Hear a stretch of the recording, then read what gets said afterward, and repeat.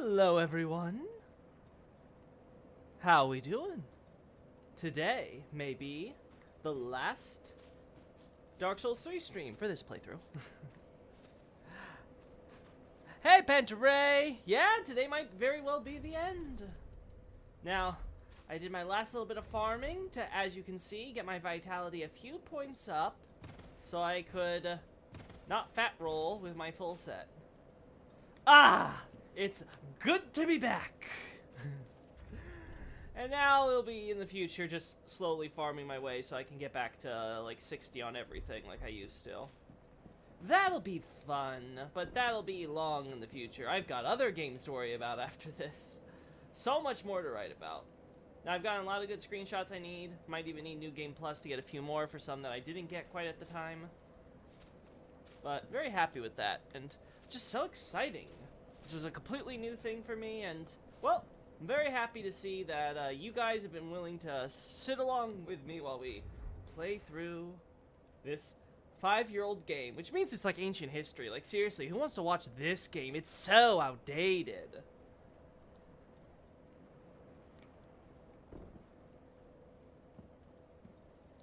So outdated.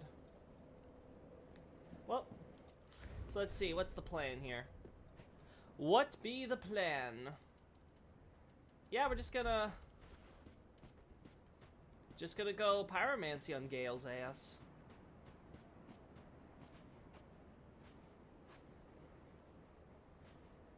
I'm glad you enjoyed it too. Hey, Eric! Oh, right. You're still alive. Let's end your suffering for you. Oh, wow, that's a... Sorry, I just made you bleed what's left of your blood. Whoopsie. Oh no, 19 souls. I didn't put on my head for that. Whatever will I do? Now, get used to this glaring light. Honestly, it's hard to say if this is even the sun, to be honest. Like, sure, there's a bright glow here, but you also see it all the way over here, as if the sun's rays are coming from this direction. So, yeah, definitely not the sun that we're familiar with here. A lot going on. It's also, I think, the first and perhaps only time we actually get freaking stars. Come on, Dark Souls 3 is still rocks. Yeah. I'm just teasing. I'm just teasing. But yeah, stars. Actual stars in the skybox. Now, Dark Souls 1, no stars. Dark Souls 3, no stars. Dark Souls 2, hey, we'll at least acknowledge they do in fact exist in this universe. In Abyssal Archive, I do touch on this. I basically just kind of say that they're not really important to discuss for the cosmology, so I don't really bring them up. Though, again, if you want my opinion on what they are, I think that stars represent souls. Insofar as the idea being is in much like the sun is an extension of the first flame, the stars in the sky are the extension of all the souls which burst from the first flame and are lighting their own little area for from that light, so to speak. I guess we should say it should be souls specifically of the lighter affinity or what have you. But again, just the general idea of the power of disparity. This would make soul sorcery a kind of star magic, which is interesting considering Elden Ring with its glintstone, which, again, just to give a little spoiler for the Elden Ring playthrough, glintstone is quote-unquote bright stone, the same term used in Dark Souls 2, and of course Demon Souls for agates. Yo, they're strong enough to take a single punch. GG, Pygmy Lord. Yeah, with only like a sliver of flesh connecting to his neck to his head to his neck. Yeah, I think that's pretty good. I think it's the sun more for the symbolic value. Yeah, I agree. I can accept, at least cosmologically speaking, there's some kind of light. But again, I'm not sure if this is just a case of them lighting for the sake of the opening cinematic was lit this way, quote unquote, and they're just trying to keep it consistent there, or if we're supposed to actually kind of interpret how it looks different from the Abyss to do so. Again, I'm willing to be open about it until I look into this more and go through all the possibilities more thoroughly. There's our big boy over there. all by his lonesome. I think he's wondering what he's gonna do with his life now that his kingdom kind of instantly went kapoof. Again, we talked about before the idea that this tower is probably a teleporter or lift building or something, which would help lead to the throne room we see here. Hence, again, why this building and this is being brought back here. It's the most iconic landmark connecting this to that. But yeah, it is time. We'll see how this sun interacts as the boss fight continues, too. Speaking of, I think we have enough. I think we're in a good place, so.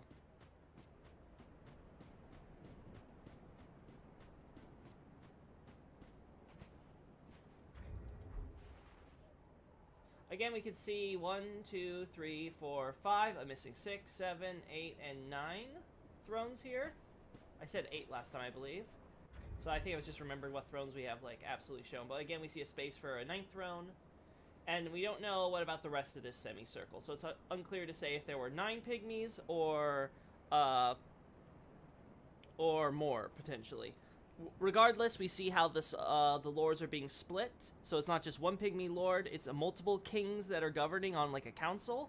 This, of course, is for the sake of the gods and Gwyn trying to divide up the power, so that way it becomes more, again, like an actual senate, where there's more gridlock and infighting and debates and, you know, shadowy politics. There's not a singular ruler making decisions and guiding things. We see the same thing, of course, with the 4 kings later on in terms of timeline, where, again, Gwyn sort of splits them up into 4, so it's an even number with which they can constantly be most likely stuck in gridlock.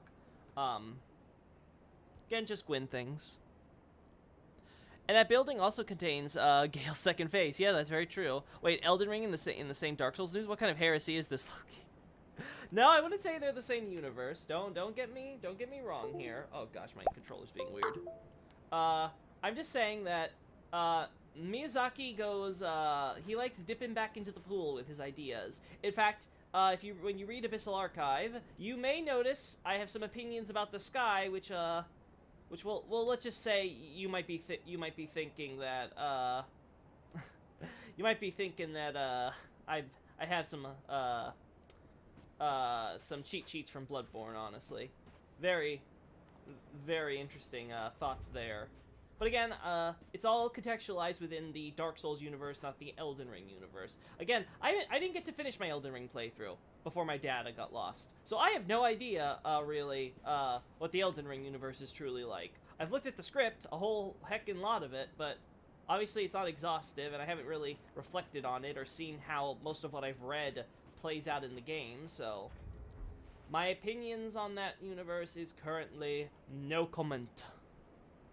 The man has a few concepts he plays with every time. Yeah, this is very true. Miyazaki likes digging back into the well. Scraping the bottom of the barrel every time. I mean, hey, it works for him. All his universes, for all the, honestly, for how much, like, let's just, like, look at, like, all the meta references and repeated concepts and recycled themes and etc. in all of Miyazaki's games. Credit to the man, he makes it feel novel every time. Like, it's amazing to me how many Demon Souls references are in, like, say, like Dark Souls 1, and yet it still feels like it's completely own unique game. Again, it just amazes to me that how the man plays with sort of plays with his own universe. As we can see, more dead pygmies like the others.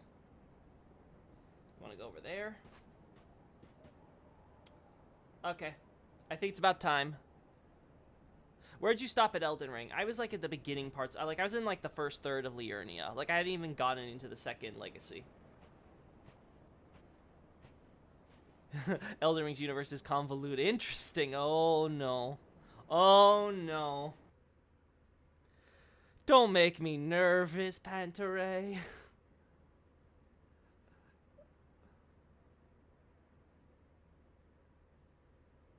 Okay, chat.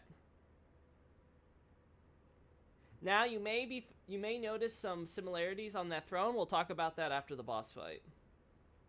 Because obviously that's a can of worms that deserves its own attention.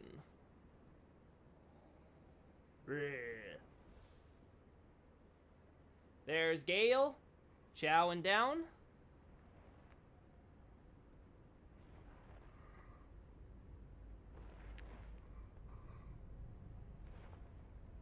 Now again, we saw how Gael's messages were cursed. We could see those faces bursting out from his cloak here. Seems like all the souls he's absorbed of others are bursting out from his back, similar to the pus. Yeah, we get it. You're going a little cuckoo for Cocoa Puffs. We also see signs, of course, seemingly of stagnation with the way the roots are growing on his body and his armor and his cloak and all that. Oh, right.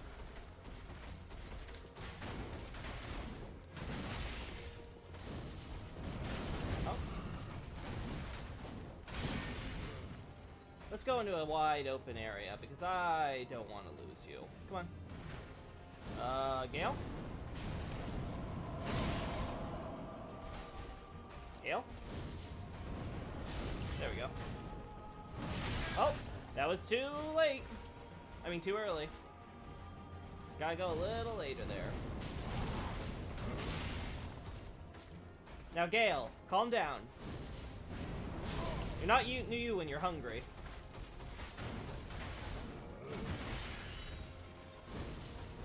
Oh my god, stop it. Yes, I get it.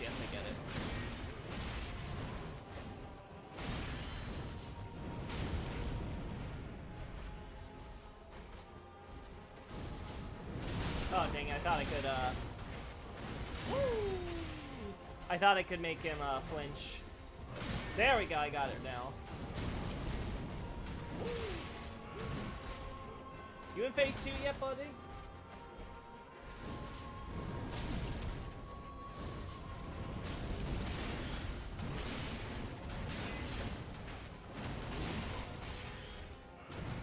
Oh, okay. Not gonna charge there.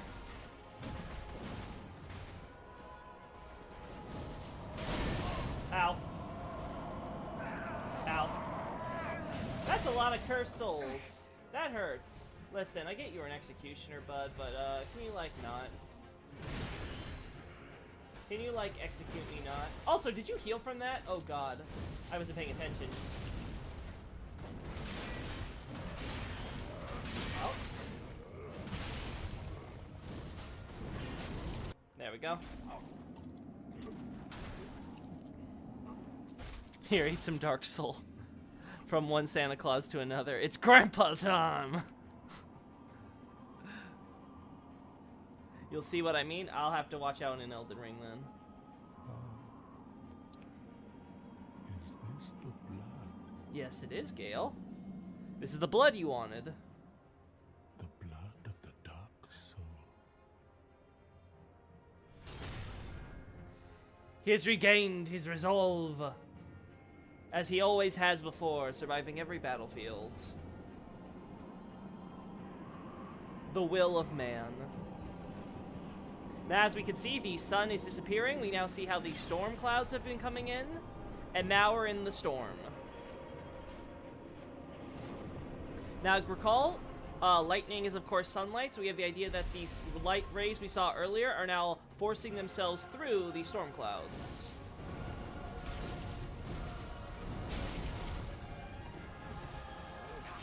Yeah. Oh, dang it. Oh! That's not how you use summoning, Gael! I call hacks! How dare you summon yourself? Also, the implication that he just has a summon sign, like, everywhere in this arena. Just kind of funny to think about. Oh.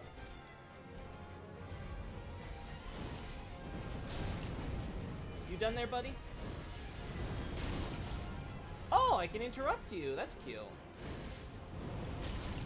Oh, I can interrupt you.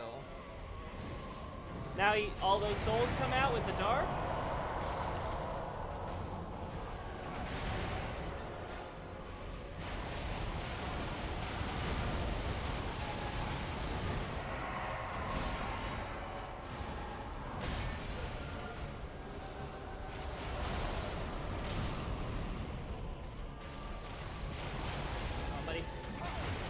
Again, notice how the dark he summoned is now attracting the sunlight to strike at it. The idea, of course, being that sunlight naturally tries to dispel the dark, just as dark tries to squelch the light. Whoa.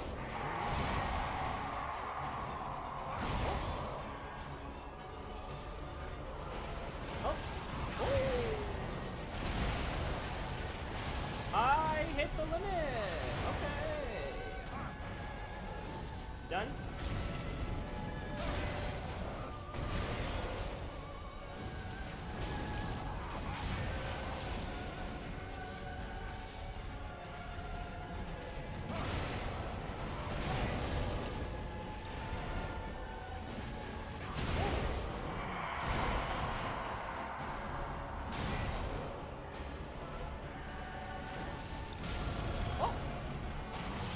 Thank God the lock-on didn't screw me there. Oh, whoopsie. But it might. Woo.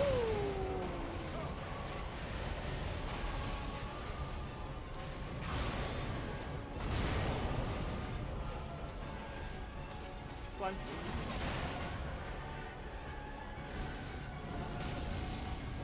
Oh.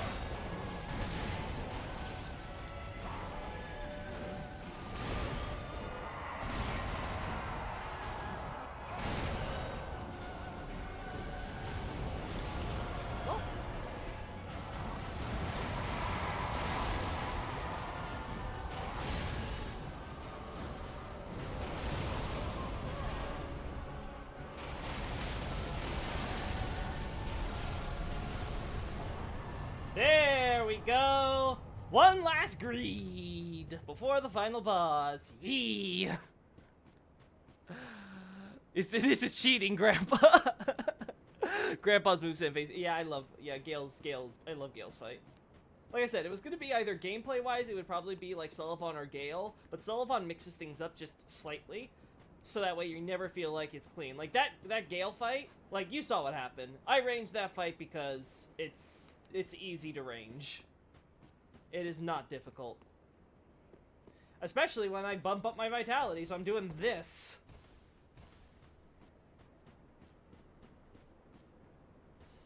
Between him and Logarius, I don't know who has the highest amount of cursed souls. That's true.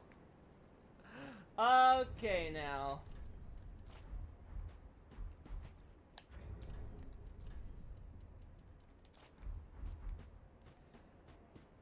As we can see, different Pygmy Kings. Do we have all 9 accounted for here? 1, 2, 3, 4. There's the one that crawls over there, so we'll say 5. Wait. Let me do this from the beginning. So, we start here. 1, 2, 3, 4, 5. So then the other one, 6.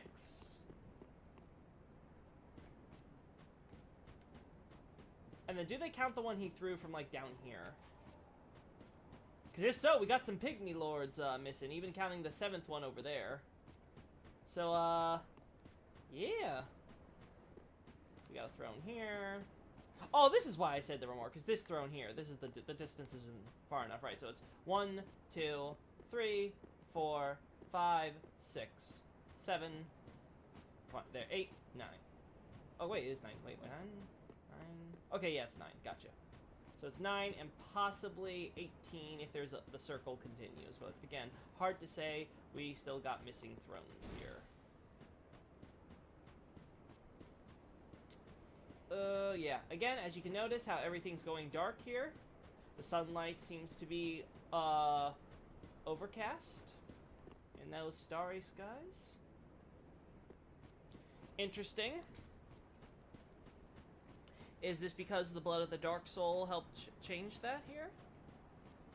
It's hard to say. Now, let's focus on the important stuff. Gael. As we can see here, the Gael soul we take is his humanity, gathering up lots and lots of dark from other souls there.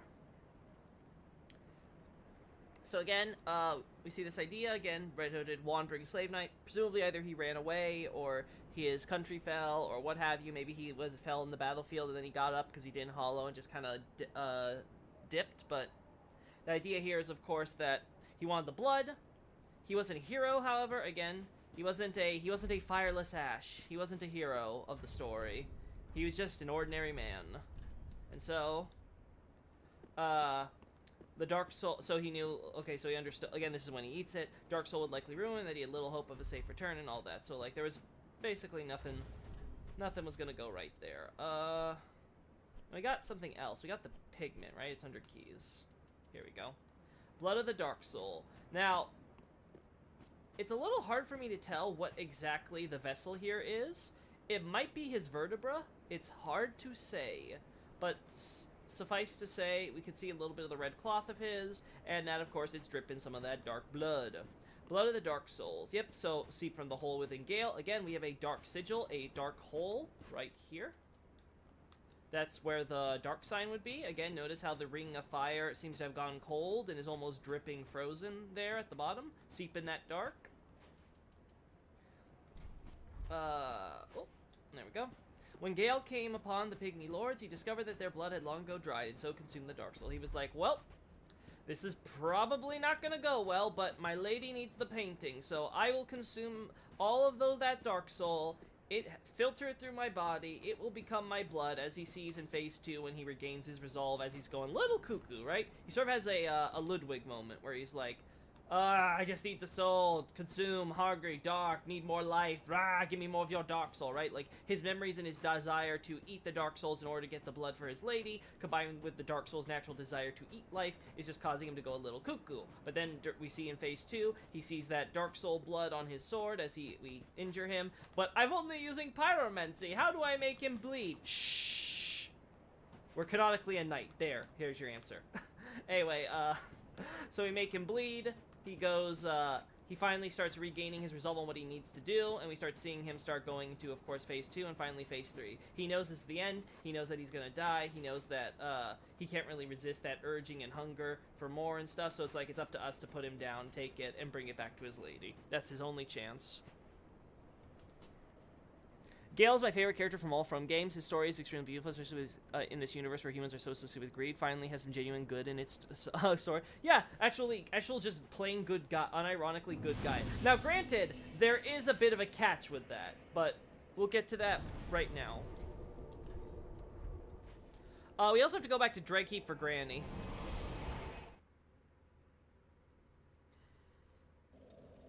Finally caught one of the streams live. Hey, Neil! Nice to see ya. I'm glad that you were able to, take part in this. Sorry I almost missed your message. We go here. You're still mad, I see. We got some twin princes to deal with soon. Alright.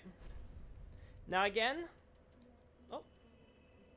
I don't need to worry about this right now, so we won't focus on it. Let's instead focus on dexterity, because that will decide my cast.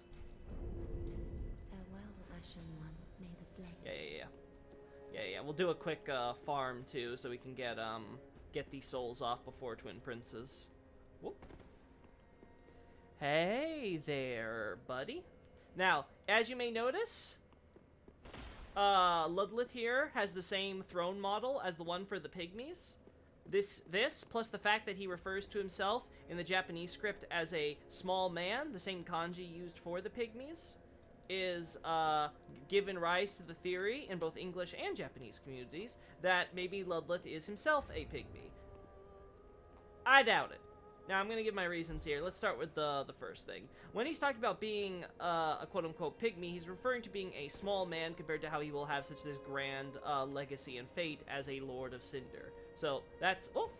So again, already contextually, I'm with the localization here. I'm just saying I may be small, but I will die a Colossus or whatever it is. Second is the fact of his physiology. We've seen what pygmies look like. This ain't it. That ain't it, Chief. So that's already one strike against him. And again, we know he's exiled from a country called Corland. Now you can make an argument that the Ring City's true name is Corland, but again, another problem with this is that Ludleth is around in, Ludleth is around with, contemporary to the first Firekeeper of Lothric. So already, he's around pretty late in the history, and we know when he links the fire, it's well after, of course, all the other games. So again, very weird to have a pygmy exiled here out of a city which was sealed away, and be recruited here by Lothric for this. Again, just the fact that Courland is its own place is explanation enough. And finally, there's the throne. Now, you are making a DLC. You are trying to save as much as possible by reusing as many assets as possible, whether they are lore-friendly or not. We've gone over countless examples of that throughout this game. Now I ask you, you are tasked with making a throne room for the different pygmy lords. Which throne do you choose? Well, first you got Aldrich's, but the problem with Aldrich's, as we can see under the cloth here, it's a little too fancy and detailed and stuff. You're looking for a throne in kind of ruin, so it's gotta look kind of raggedy, but still be fancy enough to be worthy of a king. So this too modern, too ornate. This one's out. Now you go over to Prince Lothric's. Now let's ignore that Prince Lothric's is sort of one of the most iconic of the thrones. Again, a little too damaged here. You can't imagine that the Kings of the Dark in the Ring City going in this. So this one's out. Alright, well, what about we got here the Abyss Watchers? Oh, well, maybe, but again, it's a bit too simple. So again, this one's out. It's kind of like Lothric's over there. And then finally you got Yorm's. I don't think I need to explain why this one's an out. So that just leaves one option left. And that's Ludleth's throne. So again, I think it's just coincidence. I do not think that Ludleth is a pygmy, and I certainly don't find any explanation. Again, I have a post dedicated to analyzing Ludleth and Courland and his story. The short answer seems to be is that Ludleth is very likely responsible for... Thank you. For the destruction of his country, at least on some level. As we see here, he has a ring of the so-called soul feet. Oh wait, there we go. I looked at the wrong icon. The ring of Soul Feeder here is transposed, and again, it's called a wonder in English. It more means like a secret treasure of Courland derived from the soul of the Soul Feeder. Now, you may ask yourself, why would this be a secret treasure? It's a terrible creature, which apparently would naturally be terrorizing a place like Courland, because it's all about souls. In fact, you could argue perhaps this soul-hungry thing came to Courland because they're all about soul transposition, and so it would have a lot of souls for it to want to feast on. And the idea of this creature, again, resembling qualities like the evil eye of a dark abomination, tries to just have as many souls as it can possibly have, to the point that even as they burned its corpse to get rid of it, it was still giving off this stench of souls. Which, of course, as we see, is represented in the ring, making it so more enemies can notice you. Again, why would this be a secret treasure? Well, if transposition, after this Soul Feeder attack, started making the whole, the non-elites, the people who wouldn't be doing all this fancy stuff with souls, make the masses going, hey, we kind of had all our homes and our lives and our friends and our family killed and destroyed and all that, all because you have your little, transposing kiln thing. So yeah, transposing the soul of the Soul Feeder into a ring like this might have not gone over that well if it was widely public knowledge. So it's easy to understand why they might want to keep it on the down low. As to, of course, Ludleth, again, as someone who's in charge of soul transposition, whether he invented it or he's just, like, say, the lead transposer or whatever there was in Courland, we can see how he took the blame and ended up getting exiled. He has this ring, which also highlights his guilt, as he's someone who wants to get more of that enemy attention, so to speak. Again, anyone he goes by can smell him with this ring and realize, oh, it's that guy. He's the guy who brought that Soul Feeder monster there. So, yeah.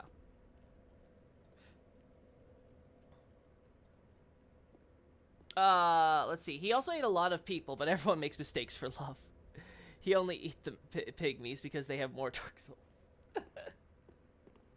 Yeah, anyway, we'll talk about Gael right now again, so just want to get that little out there. So again, this of course makes Gael useful for the sake of what's happening, because as we can see, there's this whole immortality shtick going on with the Firekeeper and Granny and stuff.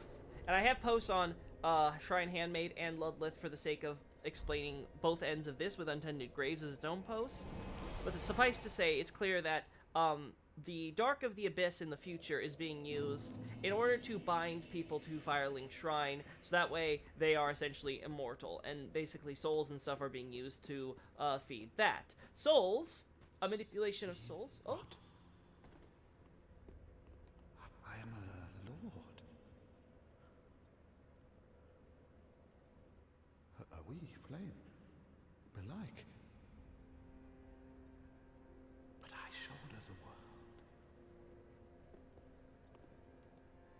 Forgive me.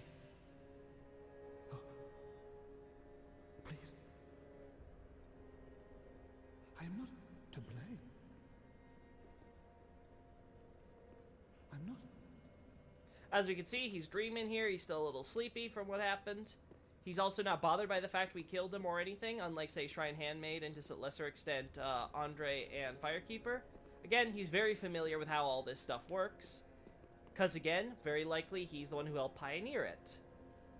He was one of those people who was freaking out, so much so that he ultimately threw himself on the flame after the Firekeeper to make sure that the fire stayed lit. And we can see how Mr. Guilty over how, again, he's to blame, quote-unquote, for the Soul Feeder incident, essentially thinks he's made up for it because, hey, I've saved the world. I am preserving the world. I am keeping the Age of Fire alive, so please, please forgive me. I'm not at fault. Also, he sleeps with his eyes open. How cute. Anyway, on a serious note, let's wake him up. Beg pardon, I must have dozed a while. So, happened upon any twisted souls? Oh, I got some unique special souls right here. So again, special repeating crossbow. Again, we get the idea that Gael was going against mobs and mobs of enemies. Obviously, so many numbers that he couldn't realistically deal with, most likely. Again, much like how in Boletaria we have similar concept being brought with their slave soldiers, the slave knights seem to be brought in the old idea. It's like, hey, you're undead, so it doesn't really matter. We're just, it's kind of like catapulting a diseased cow in the middle of a siege. It's like, hey, we just need, like, the worst case scenario, you turn hollow, and then you'll start going crazy, and they have to deal with essentially a hollow among the battlefield just rising from their back line or something if they keep pressing the assault. Like, right? So it's very smart how people are using undead when they're not exiling them. Yeah, and it just makes the point of how much that was used in his lifetime. And then finally this. Now this weapon is very similar in design to the Executioner Greatsword that we already get, so it's no surprise that this is also proof that he was originally an Executioner himself, much like that one. And then he's kept it with him forever, so the idea is before he was even undead, he was an Executioner. He was the one who had the dishonorable role of ending life, of making sure that each and every criminal meant his maker. Now, obviously, historically, executioners were a necessary role, but they were also looked down upon. They weren't allowed to have Holy Communion oftentimes. They were denied it. In many cases, they were outcasts in society, and it was sort of like it's a job that was stuck with you, and you were stuck for your progeny to continue and all that. Not a lovely thing. And the idea, of course, is that we can see how he's used it even in the battles after turning undead. And so unlike, say, the last executioner we saw, who is so big on executions, he, like, the weapon itself helps you regain your focus, your willpower. You are sort of invigorated to keep going with each kill. This one's a bit different. Yeah. Yeah, and then this is just basically the attack we see with him during his boss fight, so nothing special there. Okay. Yeah. Not to be away over long and all that. Welcome home, Ashen One. Speak. Let's give her the eyes. Now we show her the eyes. Now, obviously, Firekeeper's suspicious because Ludleth is telling us not to tell her about the eyes, and she's like, hey, I get the feeling Ludleth's hiding something from me, so clearly they chat when we're gone. How nice. Anyway. And her basic conclusion will be... Ashen One, are these eyes? Oh, whoopsie. Welcome home, speak. Oh, whoopsie. Ah, she took the eyes. Okay, so we discover... Welcome, speak. Okay. Ashen One, my thanks for the eyes thou hast given. Oh. But firekeepers are not meant to have eyes. It is forbidden. Yes, but, These will reveal through a sliver of light frightful images of betrayal. Yeah, but I want you to betray. A world without fire. I know. It's great, isn't it? Ashen One, is this truly thy wish? Of course. I serve thee and will do as thou bidst. Aww. Good. This will be our private affair. No one else may know of this. Stay thy path. Find lords to link the fire. and I will blindly tend to the flame until the day of thy grand betrayal. All right, so we all know it. It's a silent understanding. We're all gonna pretend nothing's changed. This is just between you and me. You didn't see that, Ludleth? Speaking of, hey Ludleth, I'm explaining the lore here. Hush. I love the reference of Gael's sword to the Hollow's broken sword. Yeah, it's a cool little thing there too. Could the Soul Feeder be Framp by any chance? No, I don't think that's likely. Let's go. We don't really get any indications of... Like I said, it's probably like the Evil Eye and just another dark creature. A generic dark monstrosity created by the Abyss somewhere, somehow. Maybe at Londor, you never know. But again, the Soul Feed, again, the idea was, yeah, the idea if it's a monster, and we see how it's kind of got the skull image. Yeah, I don't see anything that would connect it to a primordial serpent, let alone Frampt. Again, there is some mystery to be had about what happened to Koth. Again, I mentioned it earlier in Londor. Koth's apparently dead, and Uria is essentially carrying on his dying wish. The same can be said for Frampt, who's mysteriously missing, and most of the gods. Now, what happened? Was there a lot of conflict when Gwendolyn was taking over for Lloyd? Did a lot of them die from something else? That's definitely a deep lore explanation that's worth, I think, fans diving into. Because obviously it's perhaps the stuff that we have the most circumstantial evidence to go on what's could have possibly happened to them. But it does give the idea that clearly something major did happen. Either events we know about or event we don't know about, which is causing all these characters to basically be out of the picture for this very seminal event that's happening here. You know, the whole end of the world in the Age of Fire and all that. Yeah, you're not gonna bug me now.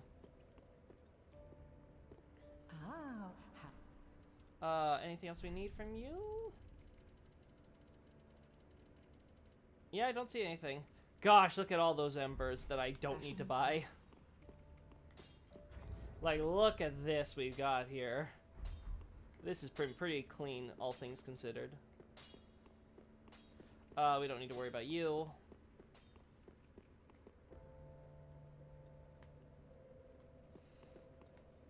Gosh, the change in music, I forgot how eerie it is. This whole betrayal thing. Yeah. Oh, Lord. Yeah. Usurp the fire, da-da-da. Got anything for me? Nope.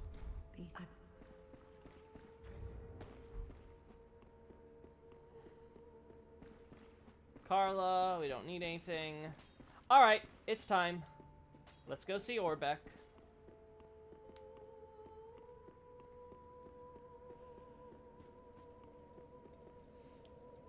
Oh, actually, first let me give you... Welcome, speak. Ashen One, this is... Before I forget... much like what lies within me. Yes! It's your predecessor. Do you recognize it? Place within my bosom. She will understand. We are both firekeepers after all. Forgive me, sister. May the flames guide thy way. So again, we can see the sorrow over this. Again, I talked earlier how the firekeeper who seems to have rung the bell on top of the tower is very likely her predecessor. She may have even known her personally just before all this happened, because again, she's obviously the one who succeeded right after her. Ashen One. Again, absent, Forgive me if this soundeth strange. Yes? The eyes show a world without fire. A vast stretch of darkness. Yes, that's the future. But 'tis different to what is seen when stripped of vision. Yes, that's true. In the far distance, I sense the presence of tiny flames. That you do. Like precious embers, left to us by past lords, linkers of the fire. Could this be what draws me to this strangely enticing darkness? Nah, that's just the humanity inside you, Hun. Ashen One, if thine heart should bend, kill me, and strip these eyes from my person. Why would I kill you, waifu? I will return as the firekeeper I Okay, there's that once one was, time, but it was a complete accident, I swear. as it has always been. Farewell. Yeah. Okay. So her point she's making here is that yes, if you want this, you're doing this. You're like, yeah, Age of Dark ending. Koth's gonna be so proud of me. And then she's coming here, and if you haven't already done the ending and figured it out there, you're going to learn here as kind of like the forewarning of, oh yeah, it's not going to be a true Age of Dark. Because you know what? There's all those Lords of Cinders. Besides Aldrich, Yorm, the Abyss Watchers, and who was Ludleth, and who was hoped to be Prince Lothric. There are others that are presumably either buried here or something. And they're probably going to be free once this Age of Dark thing starts, when they show up and all that. And they're going to start probably going far reaches, maybe, trying to escape or what have you, or just trying to preserve the fire. The point is that each of them have a piece of that fire, an ember, a remaining fire. Some of that fire left that we've seen with each of the bosses. Aldrich Phase 2, despite being deep affinity, can draw out the power of the first flame from when he linked it and use that. Same with Abyss Watchers when they all come together. Same with Yorm, as we see in his Phase 2. So, the point, of course, being is that the Age of Dark here isn't going to be really Age of Dark. There's a lot more that would have to go into it, and in the meantime, the universe is going to continue to have issues. So instead, there's the option to try to subsume the fire, to essentially isolate it and control it yourself, so that way we can have essentially something that's a little bit more in the favor of the Hollows who are around until we can hopefully bring the universe back to a point that will fulfill Koth's wish. Shit's getting complicated. Why, Gwyn? Why? Because we need sequels, that's why we... Now that actually is everything, so we can continue now. Do you think the embers that the Firekeeper talks about can make a new flame arise in the future? I don't know, but there is that possibility, yes. We see something similar with the Chaos Demons, but it's hard to say if they don't accomplish this of reviving the Flame of Chaos, because the embers are too small and there's just not enough power to spark a quote-unquote new true flame. Or if something else is, or if it really is just impossible. So again, it's one of those things to ponder, I suppose. But I don't think it's theoretically ridiculous on its face. There's definitely that idea that if a piece of the first flame survives in that manner, the way that they've done it was kind of having it where the individual lords get separated from the main soul of the Soul of Cinder, that there could be a chance that, yeah, we can bring it back. Which, again, I hope, for all that is good, we will not see a Dark Souls 4. Unless it's like a prequel or something, and disconnected from the whole linking the fire shtick. I would much prefer stuff that just focused on the world building. Maybe smaller scale like a Bloodborne or a Sekiro or something. Sekiro! The reason being, of course, that I just think it's a bad idea to make, I just think it's a bad idea to keep trying to milk this franchise, especially when 3 puts things on a nice little bow. If you're going to expand more on the story, because again, most people who care about the lore don't really care about the specific plot, they care about the world and the world building. So, just do that, FromSoft, please, I beg you. Like, that's literally the best part of Dark Souls 3. Oh, darn it! I forgot to put my pyromancy back on.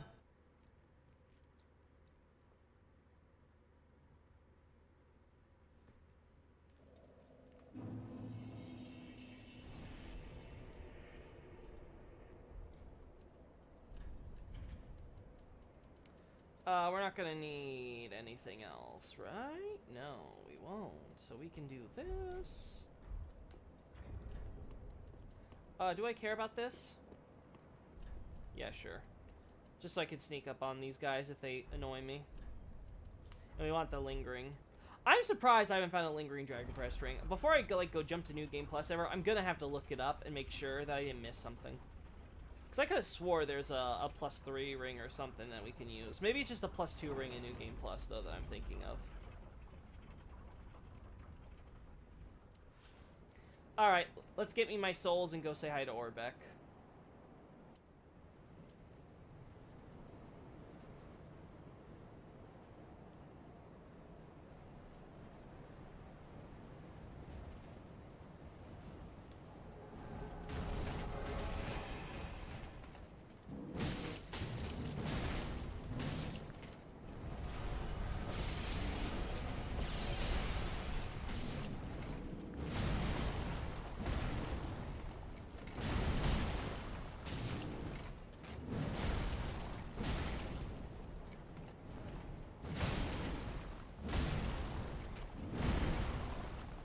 kill each other? Yeah. Yeah. Save me all the trouble.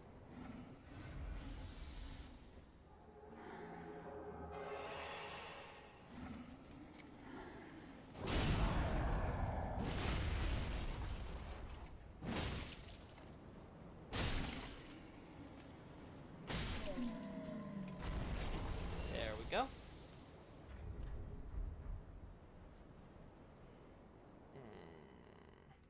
Now we're gonna go say hi to Orbeck, so we go this way.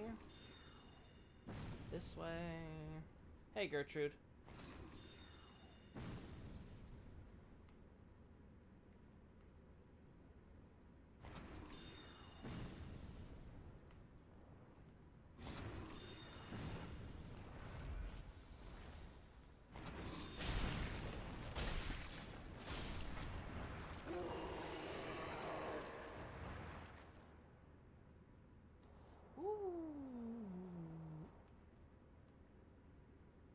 Dealt with Rosaria, sir. Wow, they didn't even load the guys down there.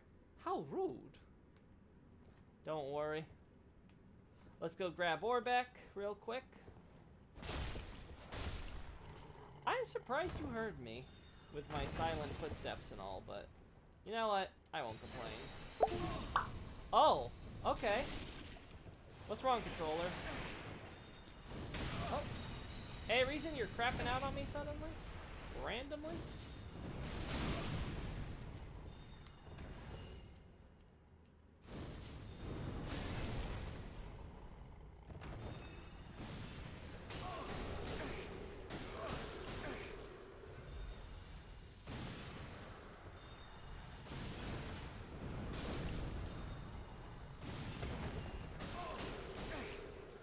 Yeah. There you are.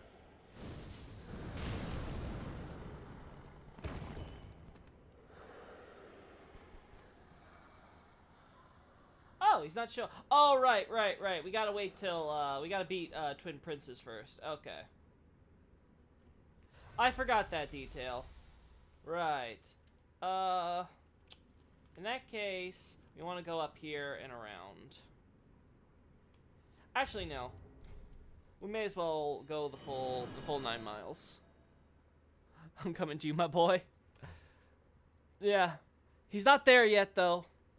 He's not sad boy yet. He's only quasi-sad boy.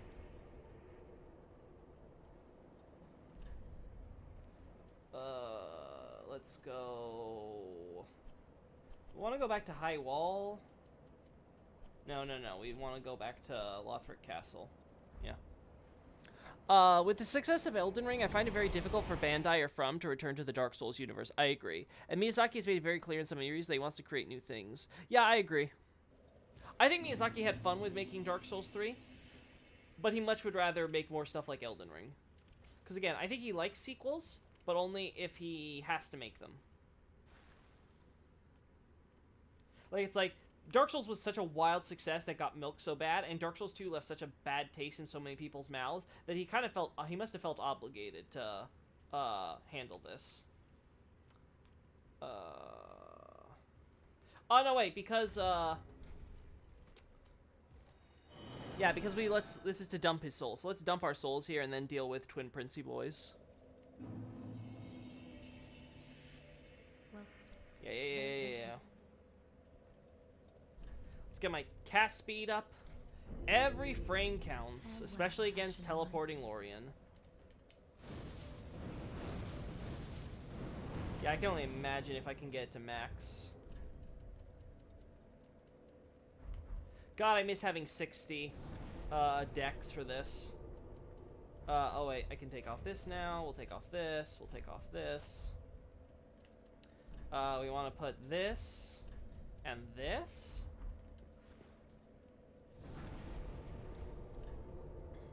There we go.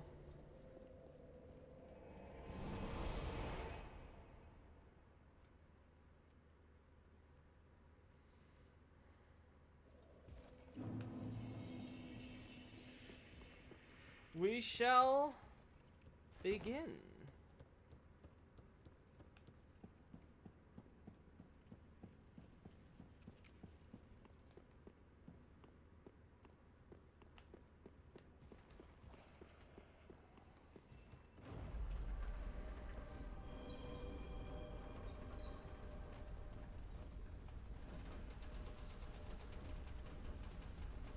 stuff like this is why they should have moved Dragon Slayer armor's thing further closer to the entrance.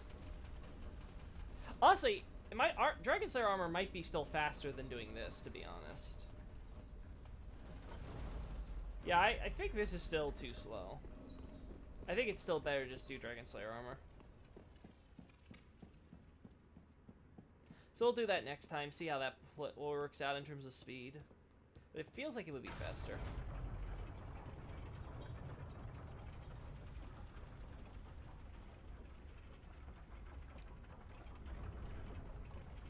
Oh boy, we're gonna have so many souls to offer up.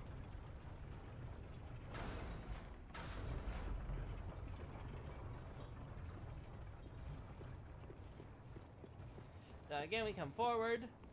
Again, note all the pilgrim butterflies have all been coming up to go say hi to Lothric.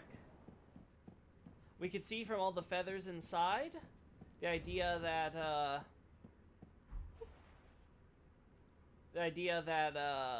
Lothric's had some angelic visitors coming in. Clearly the violent kind, if the feathers are being summoned, or generated, I should say. The final implication being that they are trying to maybe try to recruit him as a potential Lord of Hollows like ourselves or what have you. Obviously, they're doing this independent of Yuria, who's of course got her own little pet project, us, that she's been working on in recent days, I suppose you could say. So yeah. Again, just Lothric in his bed, chairs and stuff for meetings and things like that. Listening in. But no, here we go. Now Lothric's gonna make a reference to the idea of, oh, we're another dogged contender and all that. This is of course, again, in reference to all these feathers we're seeing. The idea being is that, okay, more people are coming. This time it's an Ashen one. Okay, let me deal with you, blah, blah, blah. And then he starts. It's time to put the teenage princes on the sword law. Are they teenagers, honestly? It's hard to say. Because based on the timeline of events, Horus and Henri are probably closer to teenagers, right? Because they come from Aldrich and Rosaria, and that's after Sullivan takes power, which is after Guinevere leaves, right? So Guinevere goes to Alceros, right? And then has Gertrude, who's probably the oldest, then gets up with Lorian and Lothric. So I think they're probably closer to like mid to late 20s, maybe even early 30s, possibly. Which, yikes. Anyway, we'll deal with them. Either way, they're being a bunch of teenagers right now for sure. So let's fix that bad behavior. Oh dear. Another dogged contender. He has the voice of Gwendolyn, so clearly he got that side of Gwyn's genes. Unkindled one. Purloiner of cinders. Yes, we're here to take yours too. Mind you, the mantle of Lord interests me none. He doesn't want to be a king of kindling. The fire-linking curse, the legacy of lords. We'll talk about legacy after the fight. All fade into nothing. You've done quite enough. Now have your rest. So he's saying, okay, let's finish this off. As we can see, Lorian doesn't have his voice, his skin color. He's very pale, almost deathly so, and well, his access to his ankles, it seems. He's just got the knees.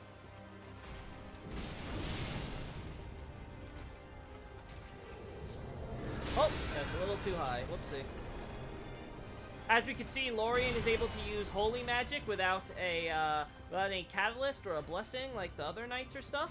Note how his armor has blue cloth of a high-ranking knight, naturally, because he's the prince. Of course, he would be considered a high-ranking knight.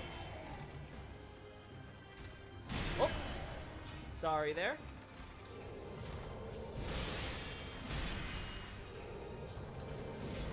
There we go. Oh, controller, what are you doing? There we go. All right. Oh. Okay, that's a dirt moment.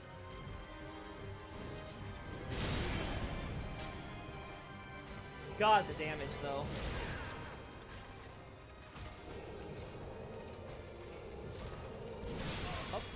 Oh. Oh. I'm just spamming roll, and that's not helping. There we go. Stop it. Okay, fine, we're going on offense between attacks. I'm tired of trying to narrate your lore against you. Not a smart idea, evidently.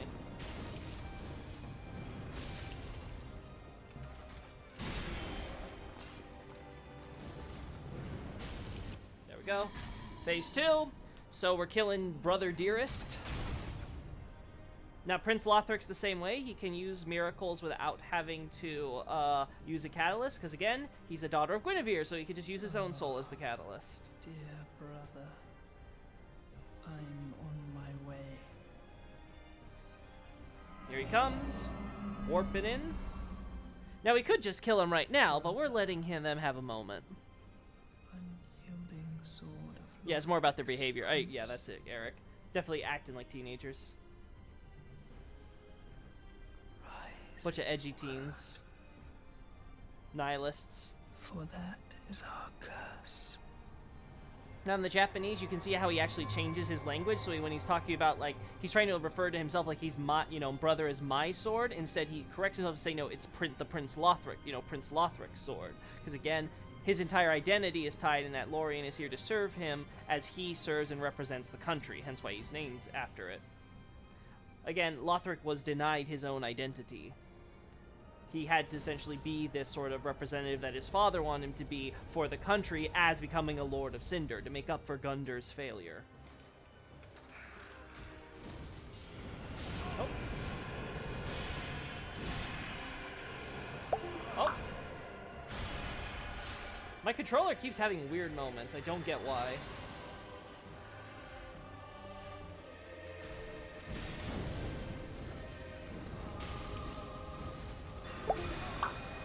Oh my god.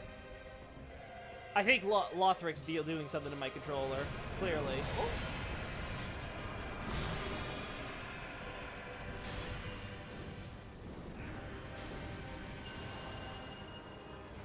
Not even gonna waste a pyromancy on this one. Oh! Oh, okay, sure. That came out a little faster. Ooh.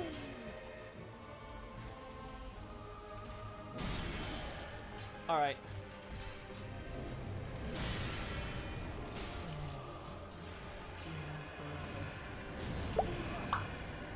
Game, can you not? We're getting weird lag as a result.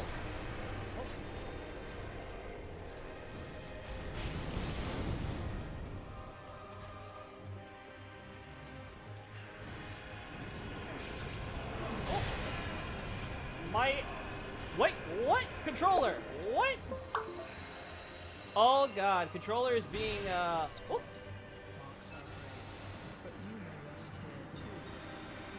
Okay, let's figure out what's going on here. Another target controller. Okaneko has the comment of the day, that's for sure. Ah! I didn't know Lothric had mind control magic. Wow, light, this power of sunlight can really do anything, huh? Ah! Just make me run into a wall, why don't you? Ah! I don't know why that happened though. Let's see. Am I moving the controller too much or something? It's doing weird stuff. I bought this new controller like a few months ago so that this wouldn't happen. Of course it happens on the last stream. Okay, back from dinner. Quick note on the soul feeder. I thought it was Framp because he eats souls. The icon for the ring kind of looks like the primordial serpent, and ironically because he stinks a lot. Okay, that last point got me. That was good. But now back to the Teen Prince drama. Yeah. Oh no, we said we were gonna... Oh, well, whatever. I'm gonna win this fight this time. This fight is clearly winnable. That was... I'm gonna not count that as a loss, just because. Clearly, that was all the controller's fault. I was literally killing in that fight. Until I was the one getting killed. Oh my. Let us move on. Ay, ay, ay, ay, ay, ay, ay. Aye.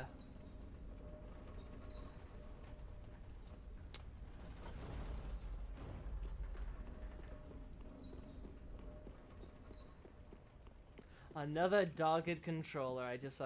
I'll never get over it. Alright, let's try to make sure that the controller doesn't do weird crap. I've untangled the wire, so hopefully it doesn't do anything. preferably. Just exist.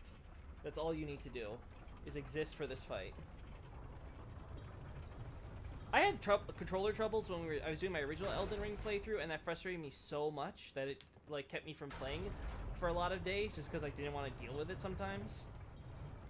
So like, I'm hoping we don't have that repeat here as we're heading into the Elden Ring part of my YouTube career. Let's go and forget about it. We got ourselves a new boss to fight. Come on. Second time, first time. Oh. Thank you. Oh. Alright. Oh. Okay.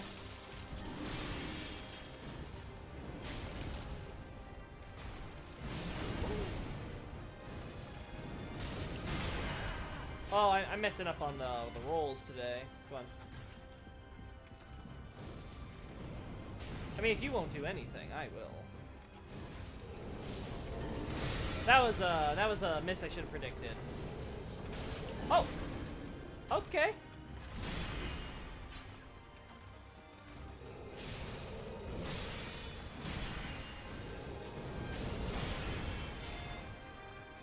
Thank you for not actually teleporting, and I will...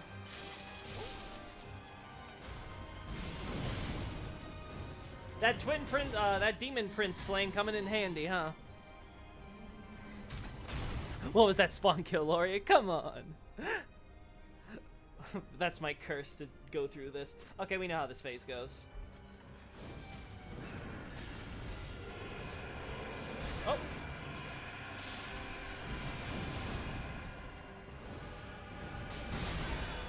Probably not the smartest thing for me to do without my stamina to dodge roll after that. Oh! Alright.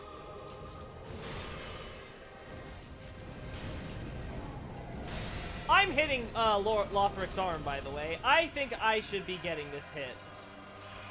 I think that should count on this hitbox. Oh. Woo.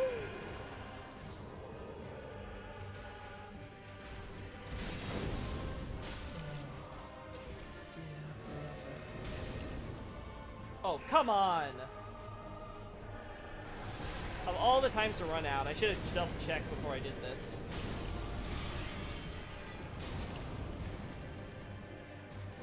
Oh. Don't, oh! Ow! Holy Soul Spear! Batman?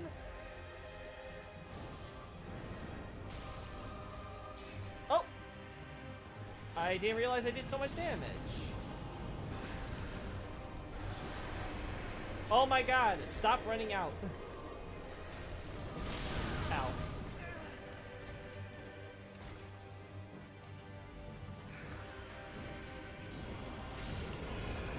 Oh.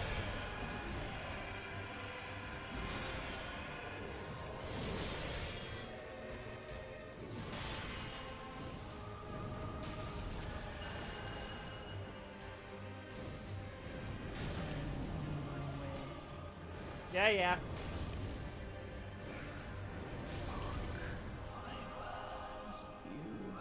Yeah, yeah, yeah.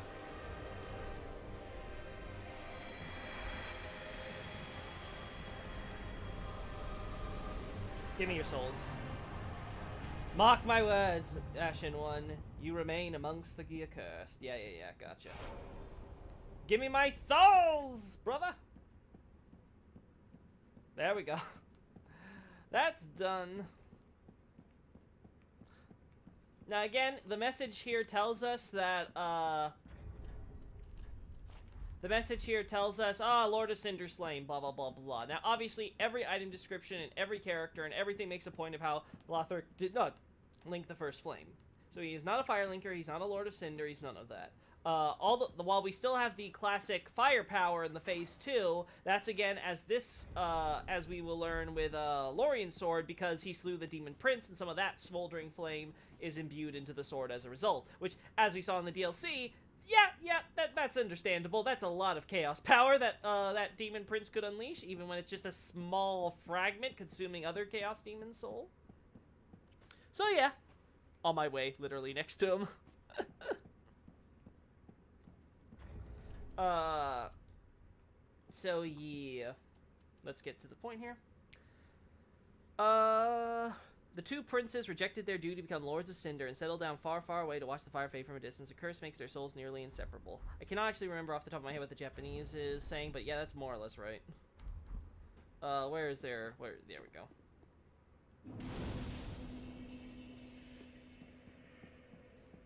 You know what? I'm not risking it, so let's do this from Grand Archives to get Orbeck stuff.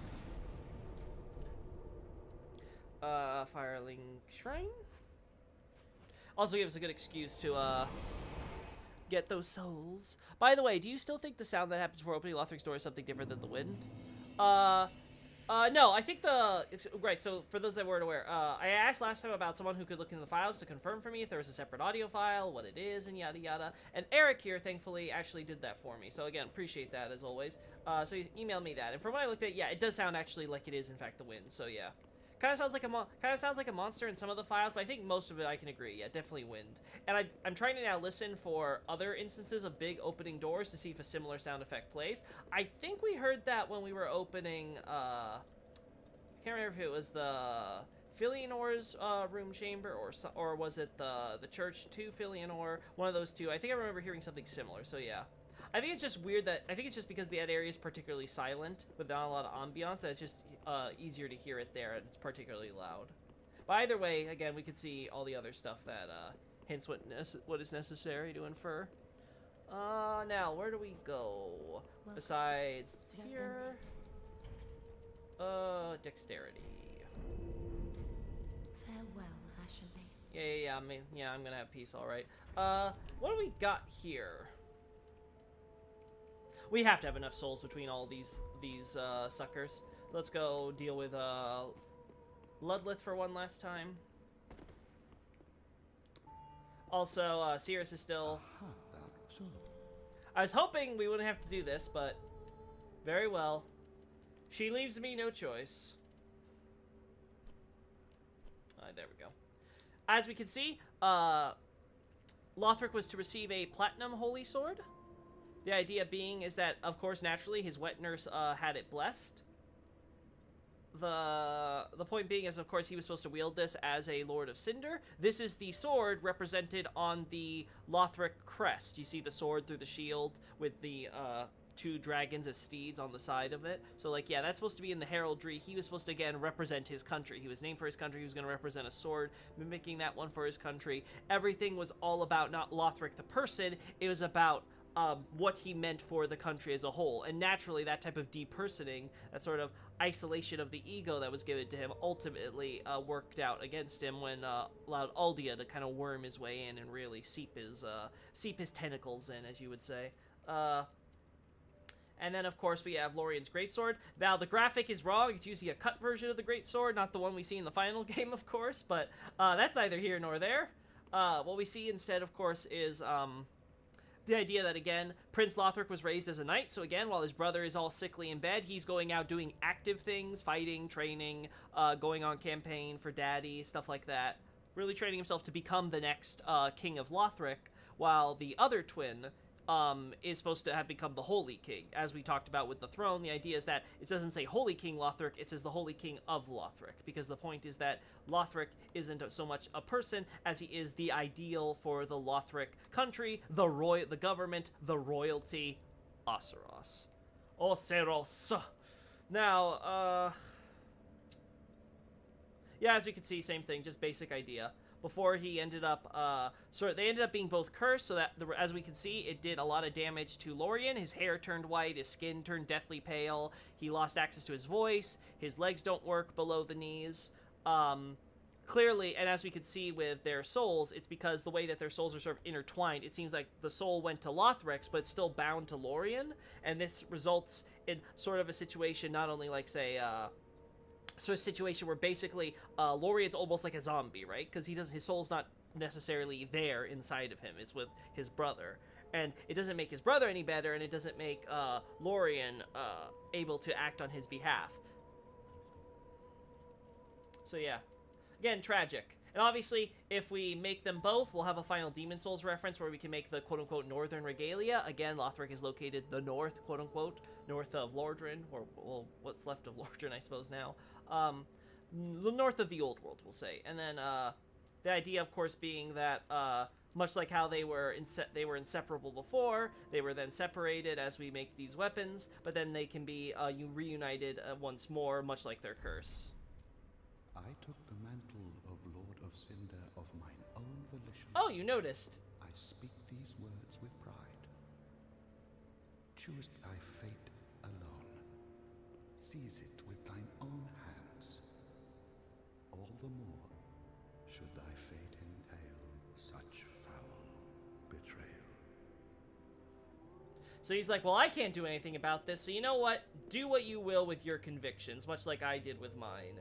Especially if it's to do something so awful and evil as to betray the Age of Fire. Well, aren't we on our high horse there, Ludleth? Anyway. Ludleth? Alright, I'm sorry, Cirrus. I didn't want to have to do this. I don't like having to have to put you down, but, you know, I don't want you just standing here either, so, yeah. I see. An arrow. Forgive me, brother. Listen, you were the one who swore to me, okay? If I knew, I wouldn't have done the Rosaria transformation with the quest. But no. You just had to take issue, even after swearing to me. Gosh, this is why I'm only loyal to you, waifu. Your no side mistresses available. Shoves Audrey into the closet. The broom cupboard.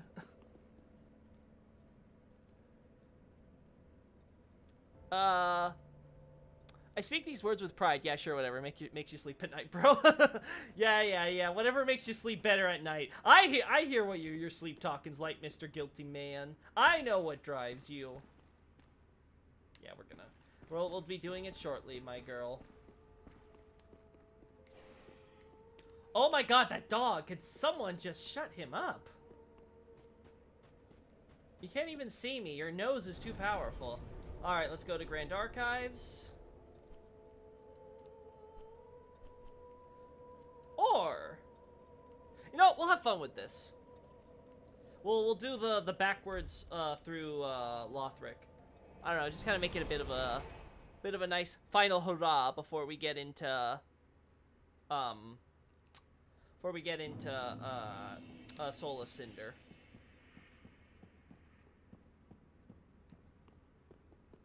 Look at all that Lothric military banner crest there. Oh, Lothric, what became of you? Both Lothrics, to be honest. Again, notice the image of the welcoming king. Instead of an orb, it's just the open palm. The idea, of course, of welcoming in the prince for his future and to seize it. But only one prince had to stay in bed his whole life. Now, where are you?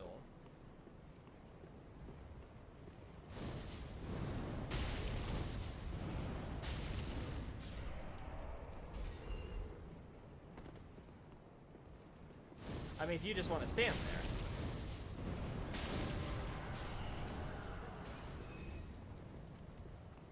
You lot aren't worth my pyromancy. Oh.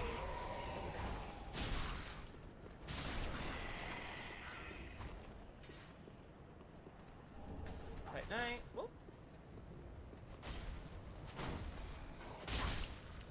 Oh my god.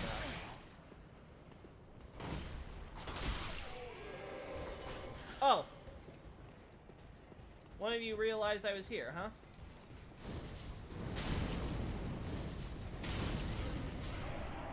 Gotta love how he puts up his shield for defense, but it does absolutely zero against anything.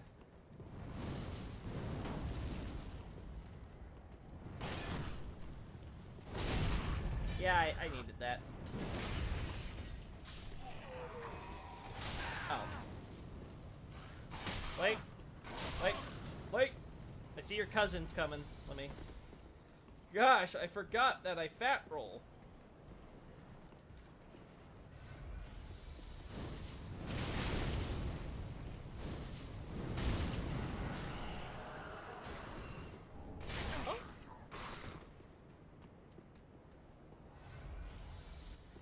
Yeah, your prince is already dead. I think you give up, boys.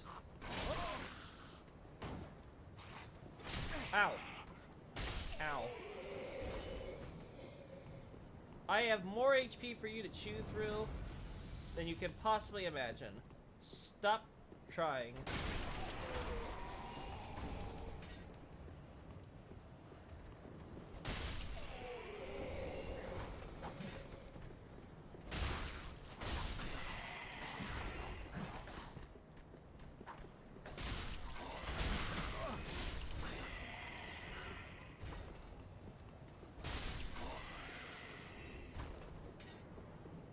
Okay.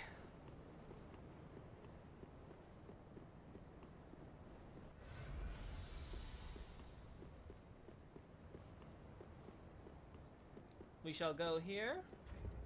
So what's my dexterity at 33? Yeah.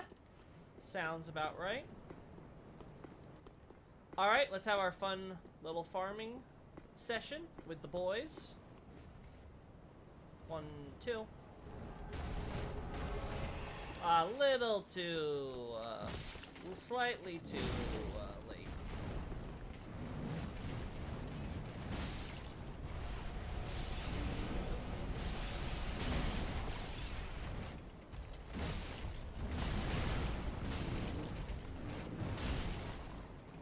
Come on. Come on, X-Boy, you can still do it. No, nope, there it goes.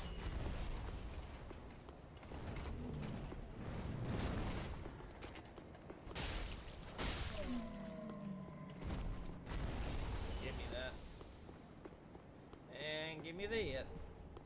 Perfect. Oh.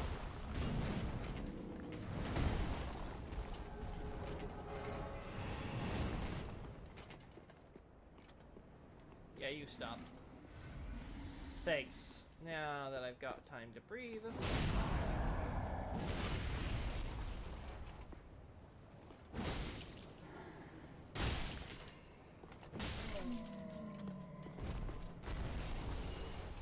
There we go. Now, let's not mess this up. This is the easiest part. Oh.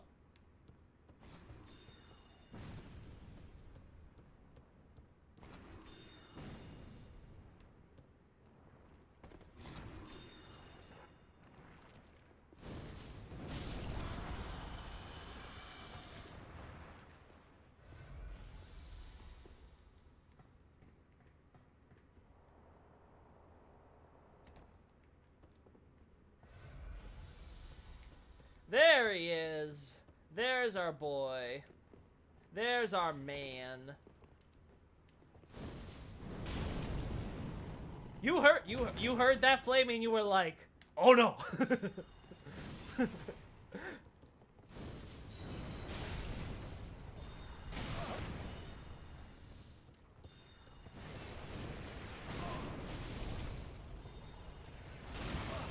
Stop it.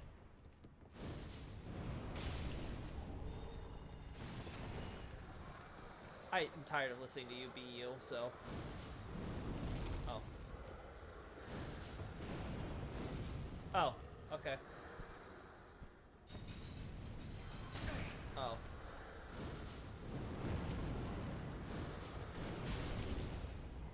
There we go. See, calm down. You're dead. I'm sorry to tell you. You ain't ever getting your scales. It just ain't happening. But yeah, there's Hollow Orbeck, in allegedly, as Yuria would say, his true form. But now he's ashes. Dead. Turned to ash.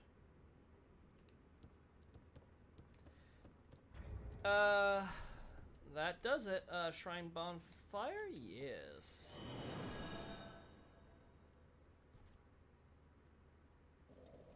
To the very end, trying to study. Well, then hey.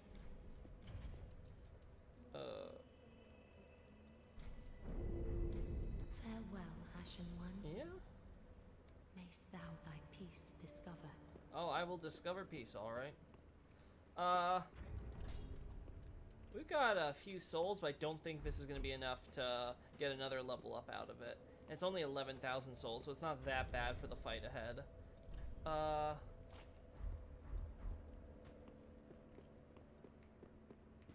So yeah.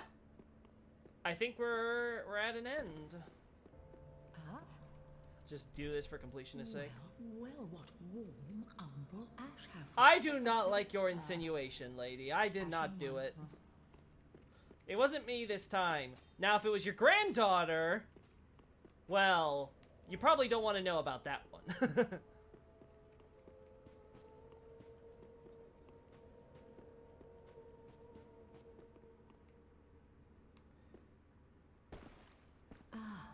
Speak freely then. Oh Lord, and I when the moment the ape of the god hour. Oh, wait, we should have shown it to her with the ashes. I bet she would have reacted then. Oh well, doesn't matter. It's done. And in the end, he was just a nerd. Okay. I do declare, I think we are at the point where it's time to bring this to an end. It's been fun, but you know, it's time to fix things. Let's do it this way. Saint Aldrich of the Deep.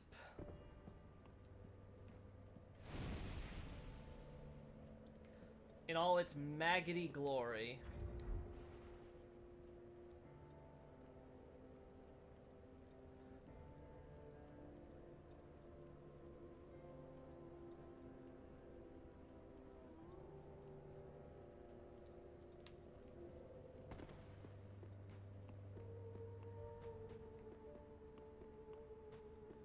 Ludleth the Exiled. Holy King Lothric, last hope of his line. Now, as we were talking about with the idea of line, and he talks about the legacy of lords or whatever in his English dialogue, this term is lineage, bloodline, the same term used here. So again, the idea that he was supposed to be the latest, the end point here of the lineage of the kings. But Lothric, the prince, himself, he was not interested in that lineage. He cared not to continue the line of kings. He wanted it to end there. And so he would wait until the dark came, if need be. He just let the world slowly die. You gonna... Oh, I guess we gotta do the others. Watchers of the Abyss, or just Abyss Watchers. Don't know why they localize it differently there.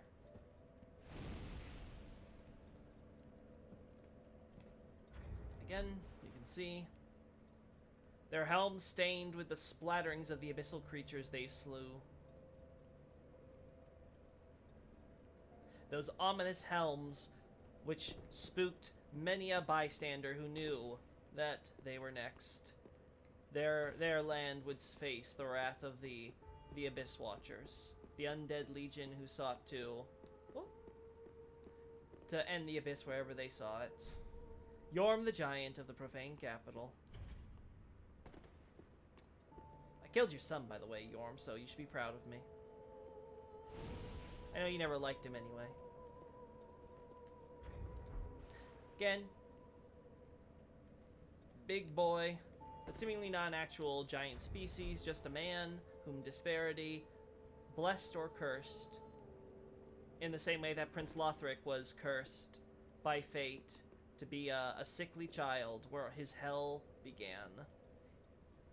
If only disparity allowed him to be a normal child, with all the strength of a descendant of Gwyn and the King of Lothric.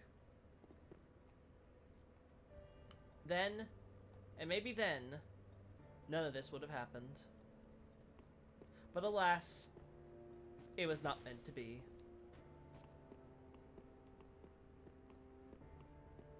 We cannot change our fate, so we can only deal with the cards we've been dealt.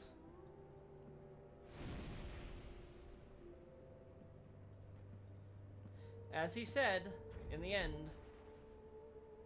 we're trapped by that curse of firelinking and are on death all the same. So we shouldn't think ourselves free.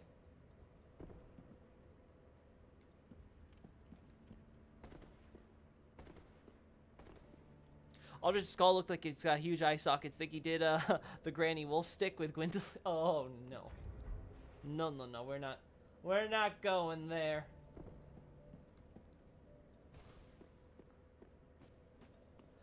For the god, sure. Of everything else, okay. So this is the moment of the live that we will conclude the Gwyn did nothing wrong. For the god, sure. For everyone else, meh. Yeah, I'm with Panta right here. For the god, sure. He was a great king. For everyone else, he's the villain for sure. There's really no way around that. Honestly, you could even argue he's not even been that great for the gods. He kind of started a tyrannical regime with him at the top.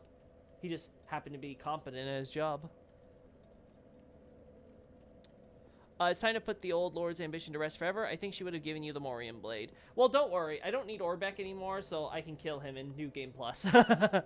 Instant kill.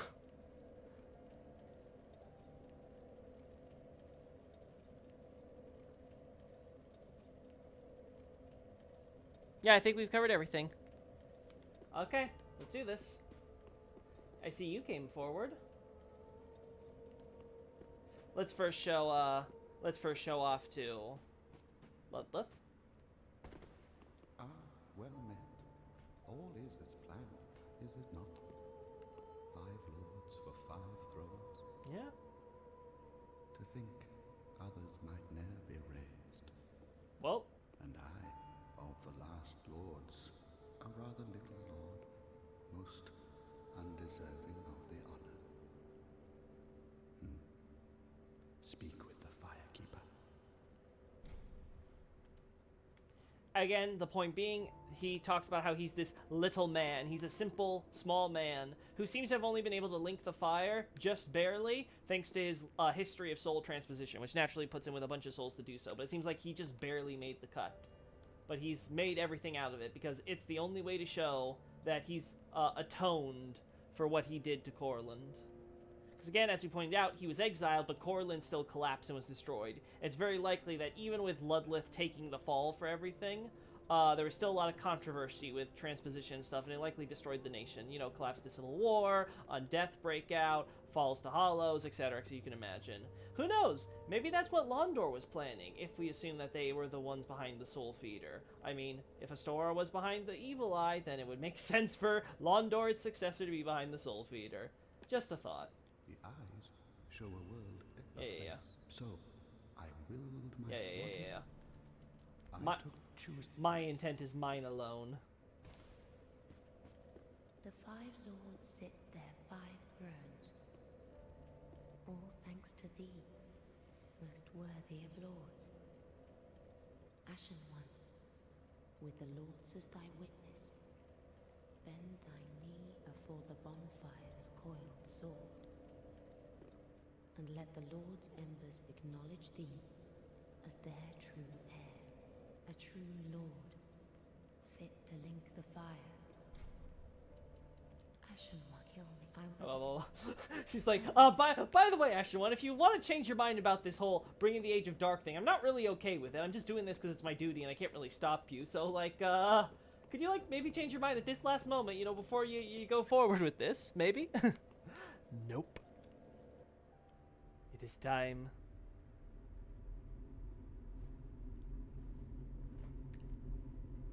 Now again, we see how she will gather all the heat as part of this ritual. All the firepower in this before us. noble lords of Cinder. See, Ludleth basically succumbs here. And the lords go without thrones.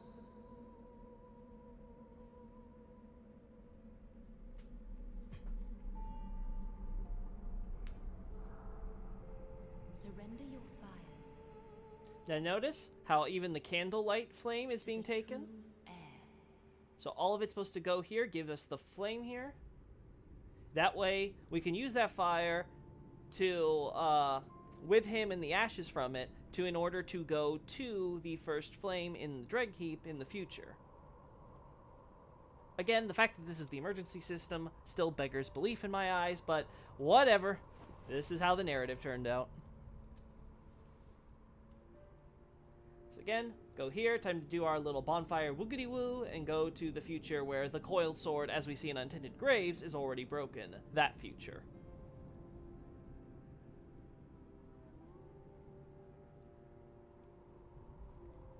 We performed the pose of the Soul of Cinder in the opening cinematic here. Very, very symbolic. Very subtle Miyazaki, totally. Let him grant death Alright, now here it is. So that he might kill...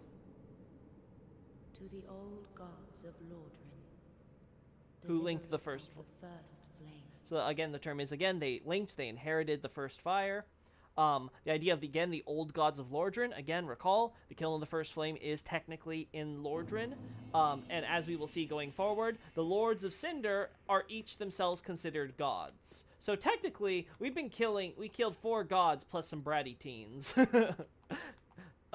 Interesting thing to think about. But anyway, the point is that we are now brought to this far future where things are different at the shrine.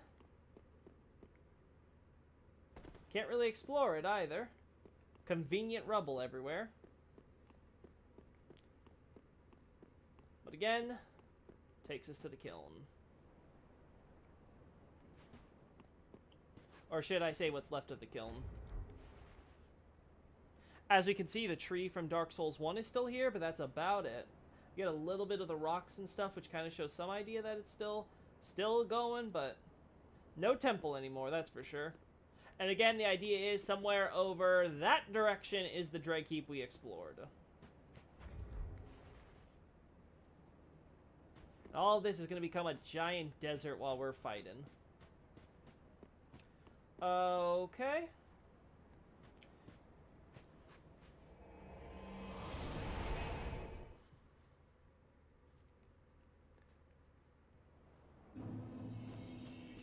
Again, to kind of indicate this further, we get this over here to show us there. Notice the Strix from the first flame going, again reminding us back to the original Dark Souls of these ruins and stuff. But again, this seems to be all that remains of the kiln.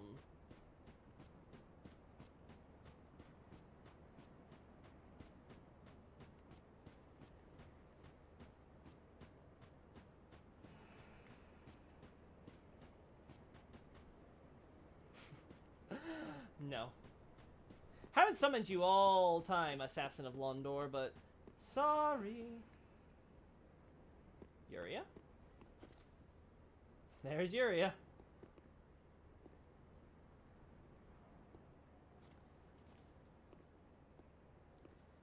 I know, Yuria. I know this is a lot for you. You want to really fight Gwyn, but this is for me. As we can see here, we have the Soul of Cinder resting at the bonfire of the first flame, which he will soon pull out that coiled sword and use for himself. We can see, of course, many other swords here, representing other warriors who have passed, who have fallen. Again, reminding us of how many have tried to become lords in the past. Some succeeded, some failed, and became ash. But we got our second chance.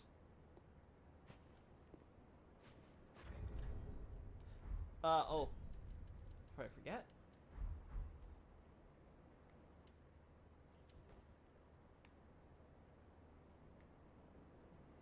Let's do this. Actually, wait a second. Nah, I don't need a shot of this.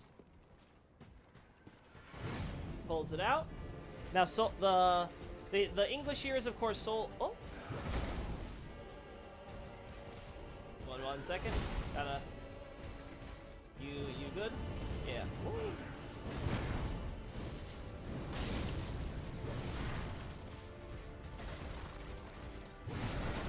So again, the idea here is the Soul of Cinder, but it's more accurate to say that these are, of course, all the kings. They are the collective. They are a collective entity, a hive mind, as it were. A soul united by the singular will that all the past lords share to protect the first flame. And is essentially forming its own entity. It has consumed their individuality. As we can see here, this is a sorcery one. Uses crystal sorceries and stuff, seemingly related to the crystal sages, so we get the idea that, yes, sorcerers of Lothric were used here. One will use Soulstream even.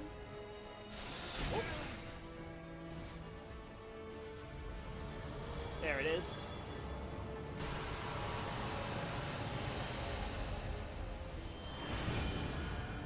Curved sword of a pyromancer. Ooh. Still summoning that, huh? Ooh. You're not in sorcery mode anymore. Now he does some toxic poison mist thing. Ooh. Oh right. Yeah, buff yourself.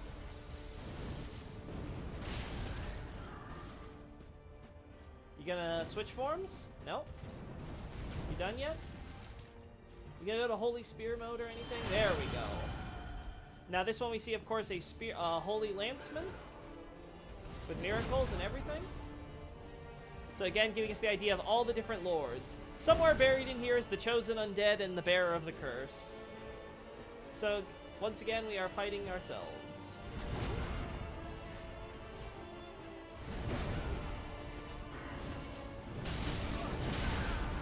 That was a dumb move. Spin to win! I'm sure every lance user felt that, the halberds at least.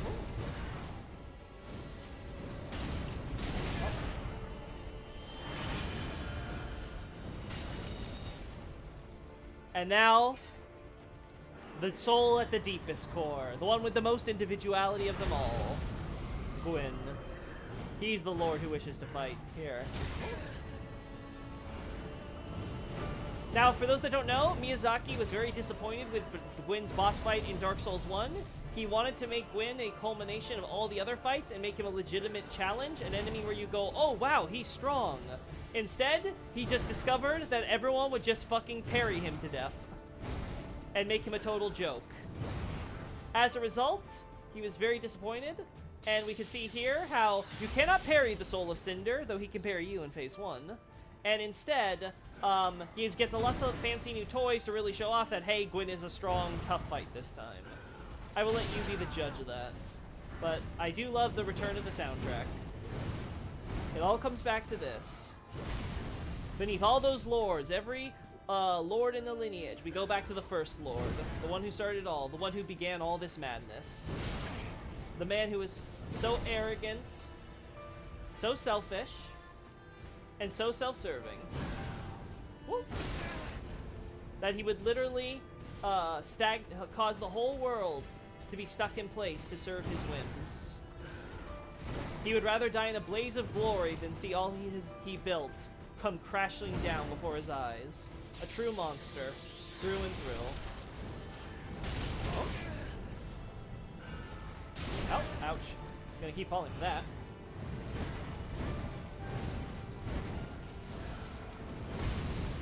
Okay, so I can't hit him during that. Gotcha.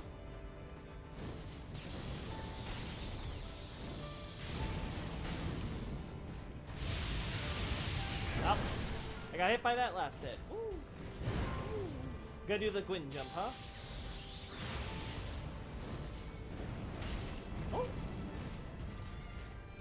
No. Oh. But I don't have any either, so no on me, too. Gonna pull off that old Dragon Slayer trick?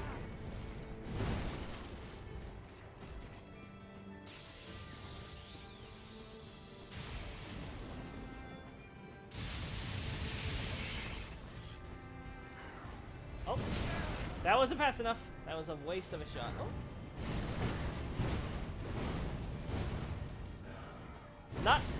It's not a fighting game, Gwyn. Stop trying to air juggle me. Oh, this is bad. Yeah, that's bad. Woo!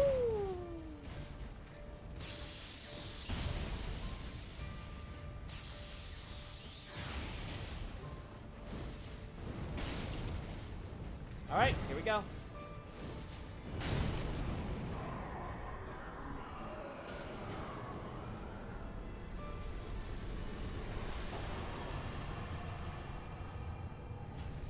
Yeah, give me those souls, boy. The souls of the kings. Yes, the ultimate Lord Soul. The Lord Soul. Come on, Loki. You're too hard on the old man. No. I will I will not apologize just because he's elderly. He doesn't get the I'm old card. Parry, parry, parry. Plin, plin, plon. Gwyn reference coming. The real Gwyn boss fight. I love this. Perfect final boss for the story. Exactly. I really like it. This is the best way to end the Souls games in me. Facts. Let's see. That is done. So, it is time. It is time. Where are you? There you are. I'm sorry, Yuria. I've done your ending several times over in past playthroughs. This time, it will be different.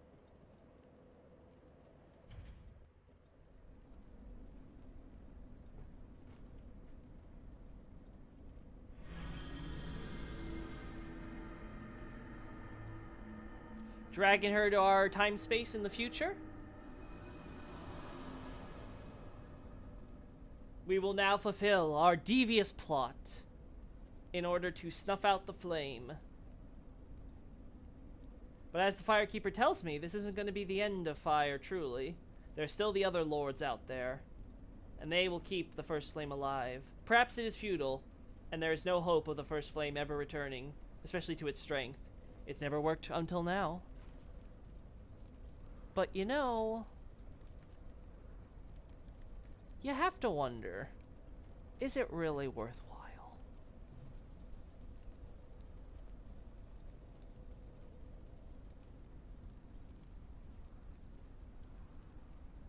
She now takes the flame as a Firekeeper away from the connection point of the bonfire and allows it to be snuffed out.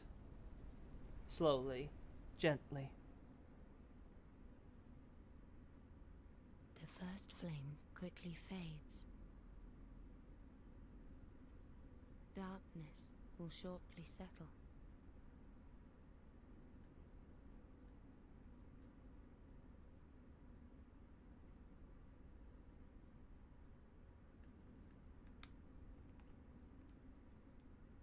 But one day, tiny flames will dance across the darkness.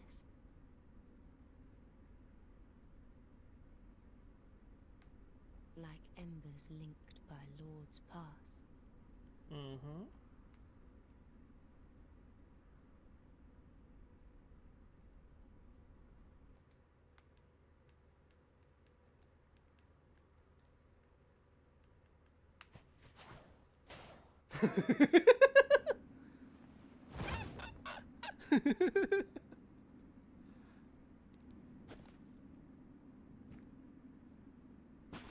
Nothing personal, waifu. Maybe it's just in my nature.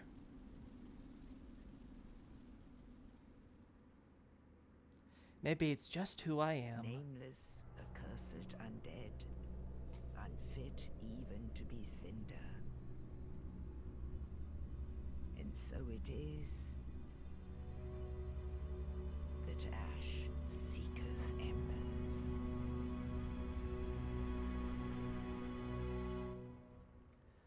I succumbed. I succumbed. I succumbed to my nature as ash. Patches would be proud. In the end, ash seeketh embers. I will take all the fire that remains. It is mine! Mine! I don't care for this world. What has it done for me? Alright. That's it. Just give me that glorious flame, that beautiful heat that has been lost to me. Thank you so much for doing this lore play. It's been very insightful. I'm very glad. Again, I've been doing this for Dark Souls 3 as kind of like a test run, since I have to get my data for the website screenshots and all that. Oh no, waifu, no! Yeah, sorry, Eric. But obviously, I want to keep doing these type of Let's Plays. One, because it gives you an excuse to take time out to do Elden Ring. Another thing is that, obviously, with Abyssal Archive coming up, the digital version hopefully out soon, we will be able to maybe do a Dark Souls 1 lore through. So that way, those of you that purchase Abyssal Archive or are thinking of doing so, you can listen to me go through the game, doing similar lore commentary, and hopefully feel like you want to add my full commentary on the entire game to your shelf. This was unironically my first ending in Dark Souls 3. Oh wow. Was it an accident or completely on purpose? I'm kind of curious. F for the Firekeeper. Yeah, F for the Firekeeper, alright. F for the flame. It should be that meme of the first flame on the couch instead of the girl, and instead of all, like, the big black dudes or whatever, it's, like, just a bunch of ashen ones.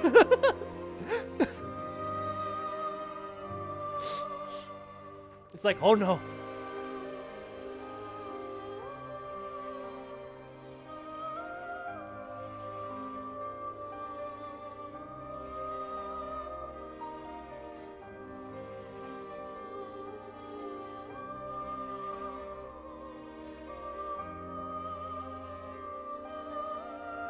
Total accident, but I welcome them at that. That's cool, though. You kind of accidentally discovered an ending you didn't even know you were doing. That's actually really neat. F for everything in Dark Souls, yeah! All of the world of Dark Souls is F'd right now, that's for sure. It needs an F.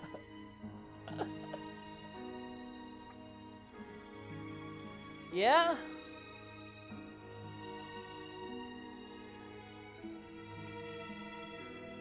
Man, what a moment. And to think, I almost swore off Dark Souls after 2, and never touched 3.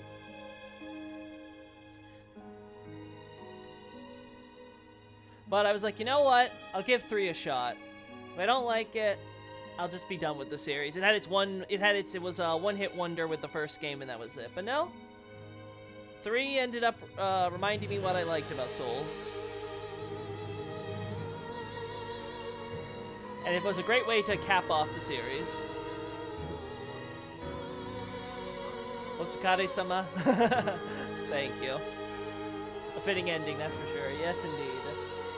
Again, if there's a Dark Souls 4, I hope not. But if there is, I'm probably going to cover it, because I'm sure there'll be more ways to reconfirm what I'm saying. Dark Souls 3 is very surprising insofar as that it confirms so much lore from Dark Souls 1 that is implied, but not stated explicitly until that game. Dark Souls 2 does this a little bit, but not to the same extent. So it's really cool seeing that. I really prefer this over Dark Souls 1's Nameless song. Ooh, that one hit hard. Not gonna lie, the credits of Dark Souls 3 is what made me cry. Yeah, it definitely makes me emotional too. I skipped Dark Souls 2 at first, then went back after Dark Souls 3. Honestly, I think that's the way to handle it, honestly. I went back to DS2, obviously, eventually, when I was doing the website here, because I had to cover Dark Souls 2 in order to cover Dark Souls 3, which means, okay, I gotta finally play through the game, look through the script, do everything, so that way I understand what's going on and take screenshots and all that. And honestly, it still drained me, just my soul felt like it was literally being sucked out by a Dark Wraith, but, like, I was able to, in small bursts, I was able to push through. Man, that for those first 20 hours, though, man, when I first played, though, that was... Oh, that was a time of my life I don't want to revisit.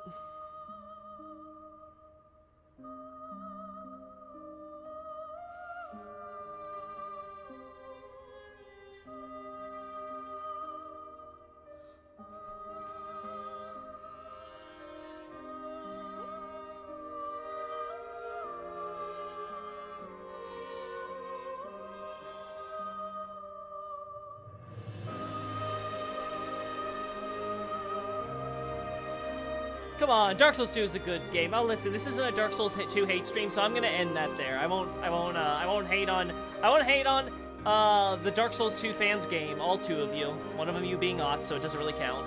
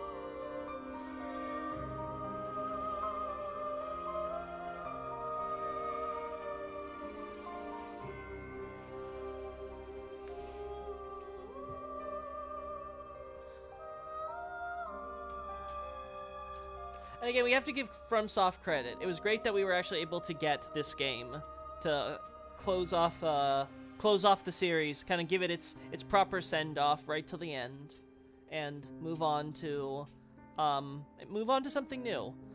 Again, I don't have a final opinion on Elden Ring.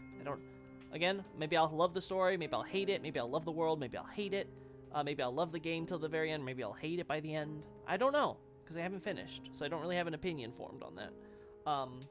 But I think that it's just great to see that Miyazaki and FromSoft continue to make new and inspired worlds, I think, for everyone. For the sake of everybody involved, it's, I think, a very important a facet of From Software as a company which has helped it stand the test of time. Now make a new Armored Core, damn it! I've been waiting!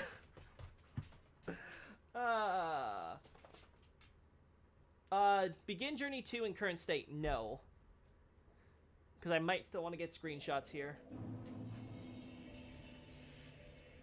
The fact that they made this game in a year and a half is absurd. Well, honestly, all because it probably went a little longer than that, because probably pre-production and stuff was happening while Dark Souls 2's DLC were still coming out and Bloodborne was still... But yeah, the way that these games' production cycle goes, it's crazy that they're as good as they are. I'll give even Dark Souls 2 credit for as awful as it is as a game. Again, this will be the last time I mention it. Not gonna do it for all two of you Dark Souls 2 fans. The fact that, despite the developers and all the trouble and all the issues and stuff, that they managed to actually bring together a quote-unquote completed game, even if it had so much trouble and needs so many DLCs and fixes after the fact, is honestly just a testament of the FromSoft work ethic. I really believe that. Anyway, that's all I will say on that. We're ending that here. Also, they should do more Gundam games. Never played an Armored Core game. I get the feeling Armored Core games are going to be a lot more like Sekiro or Dark Souls. Just call it a hunch. I get the feeling that the mechs are going to be made a little bit more smooth. It might be almost like Dark Souls 1 mechanic, like Dark Souls 1 where they'll kind of make it quote-unquote clunky kind of to make you feel the weight of heavy machinery. But I get the feeling that the way that they're going to do it is they're going to make you really feel that feel some gameplay improvements from the last time they did Armored Core. But again, we'll see. We'll see if the leaks prove true, right? I think it'll be their next project or Elden Ring, the mecha game, but I think it'll be a new franchise. Oh, you think it won't be quote-unquote Armored Core. You think it's going to be... Who knows? Maybe. I killed you. I killed you for fire. How does that make you feel? Ashen One, if when thou peerest upon the first flame, thou wishest yet for a world without fire, for an end to the linking of the fire, then call upon me. I am a firekeeper, and I tend the flame to the very end. Thou hast given me eyes, and such it was they showed me. You know the future. You know it's happening. So. Mayst thou. Oh yeah. Well, I had my fun. Hey, Ludleth. I know you're dead, but transpose for me still. Thanks. Gwyn's Miracle, naturally. Nothing really to say here. Obviously, just it's Gwyn's Sunlight Spear. And then...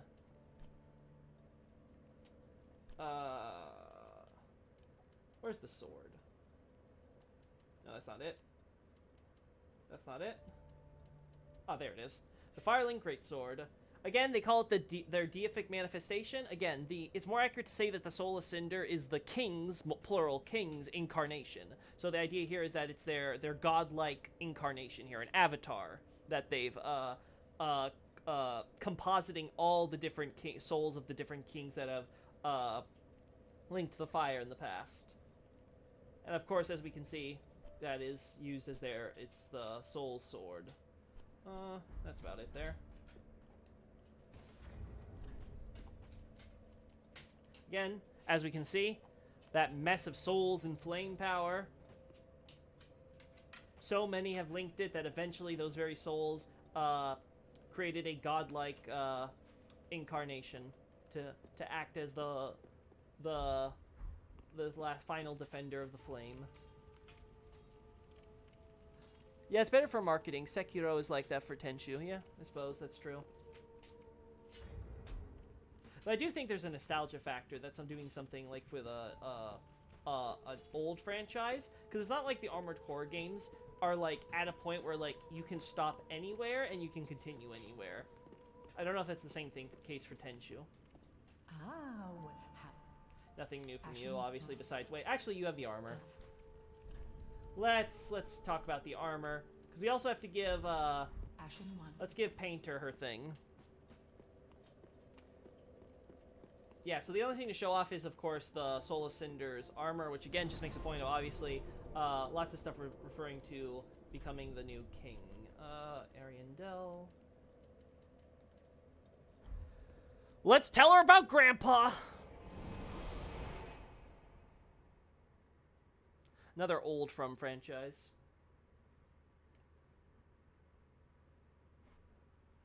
Yeah, but From did a lot of franchises early on. Honestly, if not for Miyazaki, From would probably just be known for making a bunch of weird smattering of games. It's kind of crazy to think how one man completely changed the course of this company. I see the flame has spread while I was gone.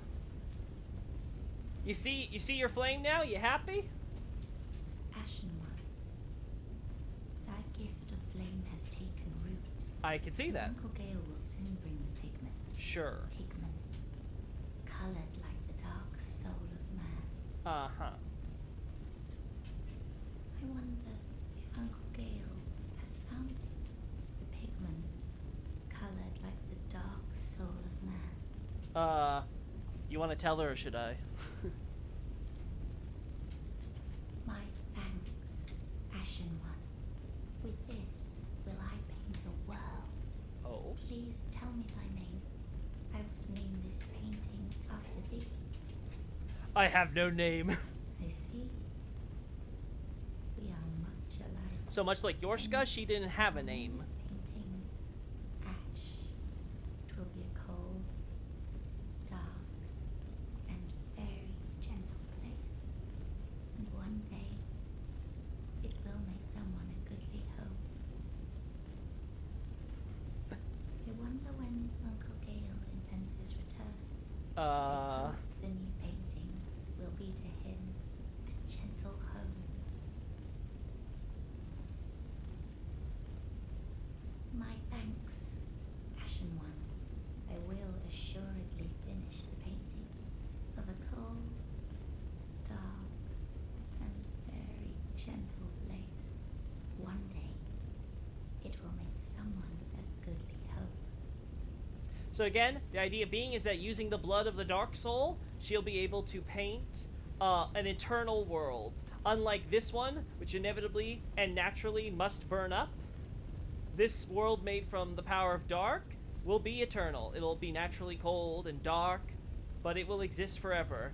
And so forever, the people of the painting will have a place to belong. A goodly home, as she puts it. What if I just wanted to stay in the world the painter is going to make Miyazaki? Give me the choice! And it's better for game world building to be a new franchise. It won't have restrictive creative items. Yeah, again, depends. Again, I see the appeal of both. I like sequels, I like new franchises. I like a balance from companies. I don't like them when they're just known for that one thing, unless like it's a literally they like make that really their identity and it becomes the thing they're really good at and known. And then I also like games where it's just like, hey, I like it when like games like build on their worlds and their stories. As long as there's something to say, right? The thing with Dark Souls 3, there were threads in Dark Souls 1 that Dark Souls 2 again dropped because it decided to do the soft reboot crap, that Dark Souls 3 was able to pick up very easily and allowed it to continue and expand on its world and its ideas and concepts in ways that Dark Souls 2 didn't. I don't know if that can be done in a Dark Souls 4 without, again, disconnecting ourselves from the Age of Fire and just focusing on the wider world and the different countries and concepts and things of that nature. And then Dark Souls, same thing with, like, Bloodborne. Bloodborne, I see some sequel potential. I've talked about this with Acer on a podcast. That's definitely possible in my eyes. The painter, when the room she's in literally burning in flames. This is fine, yeah. But yeah, I can see I can see both perspectives there. But yeah, we are out of here. So I think that covers everything, people. It's over. As the painter does, she is painting a new world for us to inhabit. Miyazaki is telling us it's time to move on to new places. Elden Ring. Yeah, we get you, we get you. Give me that dexterity. Mayst thou thy Yeah. I don't want anything from these souls. Well, maybe you, because it's such a pain in the ass to get your stuff, but everything else, no. Bloodborne 2 depends. Yeah, I don't think a Dark Souls 4 is possible, yeah. Anyway, that's it, everyone. We've had our fun. It's been great. We've hit the 2-hour mark at this point. I think it's fair to say that I've done what I needed to do here. Again, like I said, I'll do more Dark Souls 3 streams whenever I'm, like, going to grab screenshots. I'll just go live. If you guys want to, like, jump, maybe I'll tweet it out or something, and I'll just jump in and, like, just do stuff, and if you ask questions, I'll do it, or whatever, right? I'm just gonna be doing, like, my normal thing, and I'll be however long, whatever it takes me to do to get the shots I want. So it might be smaller episodes. The point is, I don't think Sony will let any developer touch Bloodborne again. Yeah, honestly, that's probably true. Oh, Elden Ring, yeah. But yeah, so we're gonna do that, and then, yeah, just gonna do probably Elden Ring, maybe Dark Souls 1 when Abyssal Archive comes out. Kind of mix it up then, so sometimes Elden Ring, sometimes Dark Souls 1. We don't get, like, stuck doing Elden Ring forever and ever for the next, like, 3 years or whatever. However long it takes for me to do, like, 2-hour or so stints of that game. But yeah, it's been real fun. It's been really great. Again, subscribe if you want to keep following me and stuff, in case you don't want to, like, rely on my Twitter or something. Again, that might change because I have certain plans in the future for my, I guess, my quote-unquote community or what have you, that to help on my end, both in terms of not preventing issues where I lose my data again, or at least not the most important data, and stuff like that. So, again, I can't wait to talk about more as we move on, but until then, this shall be how we conclude.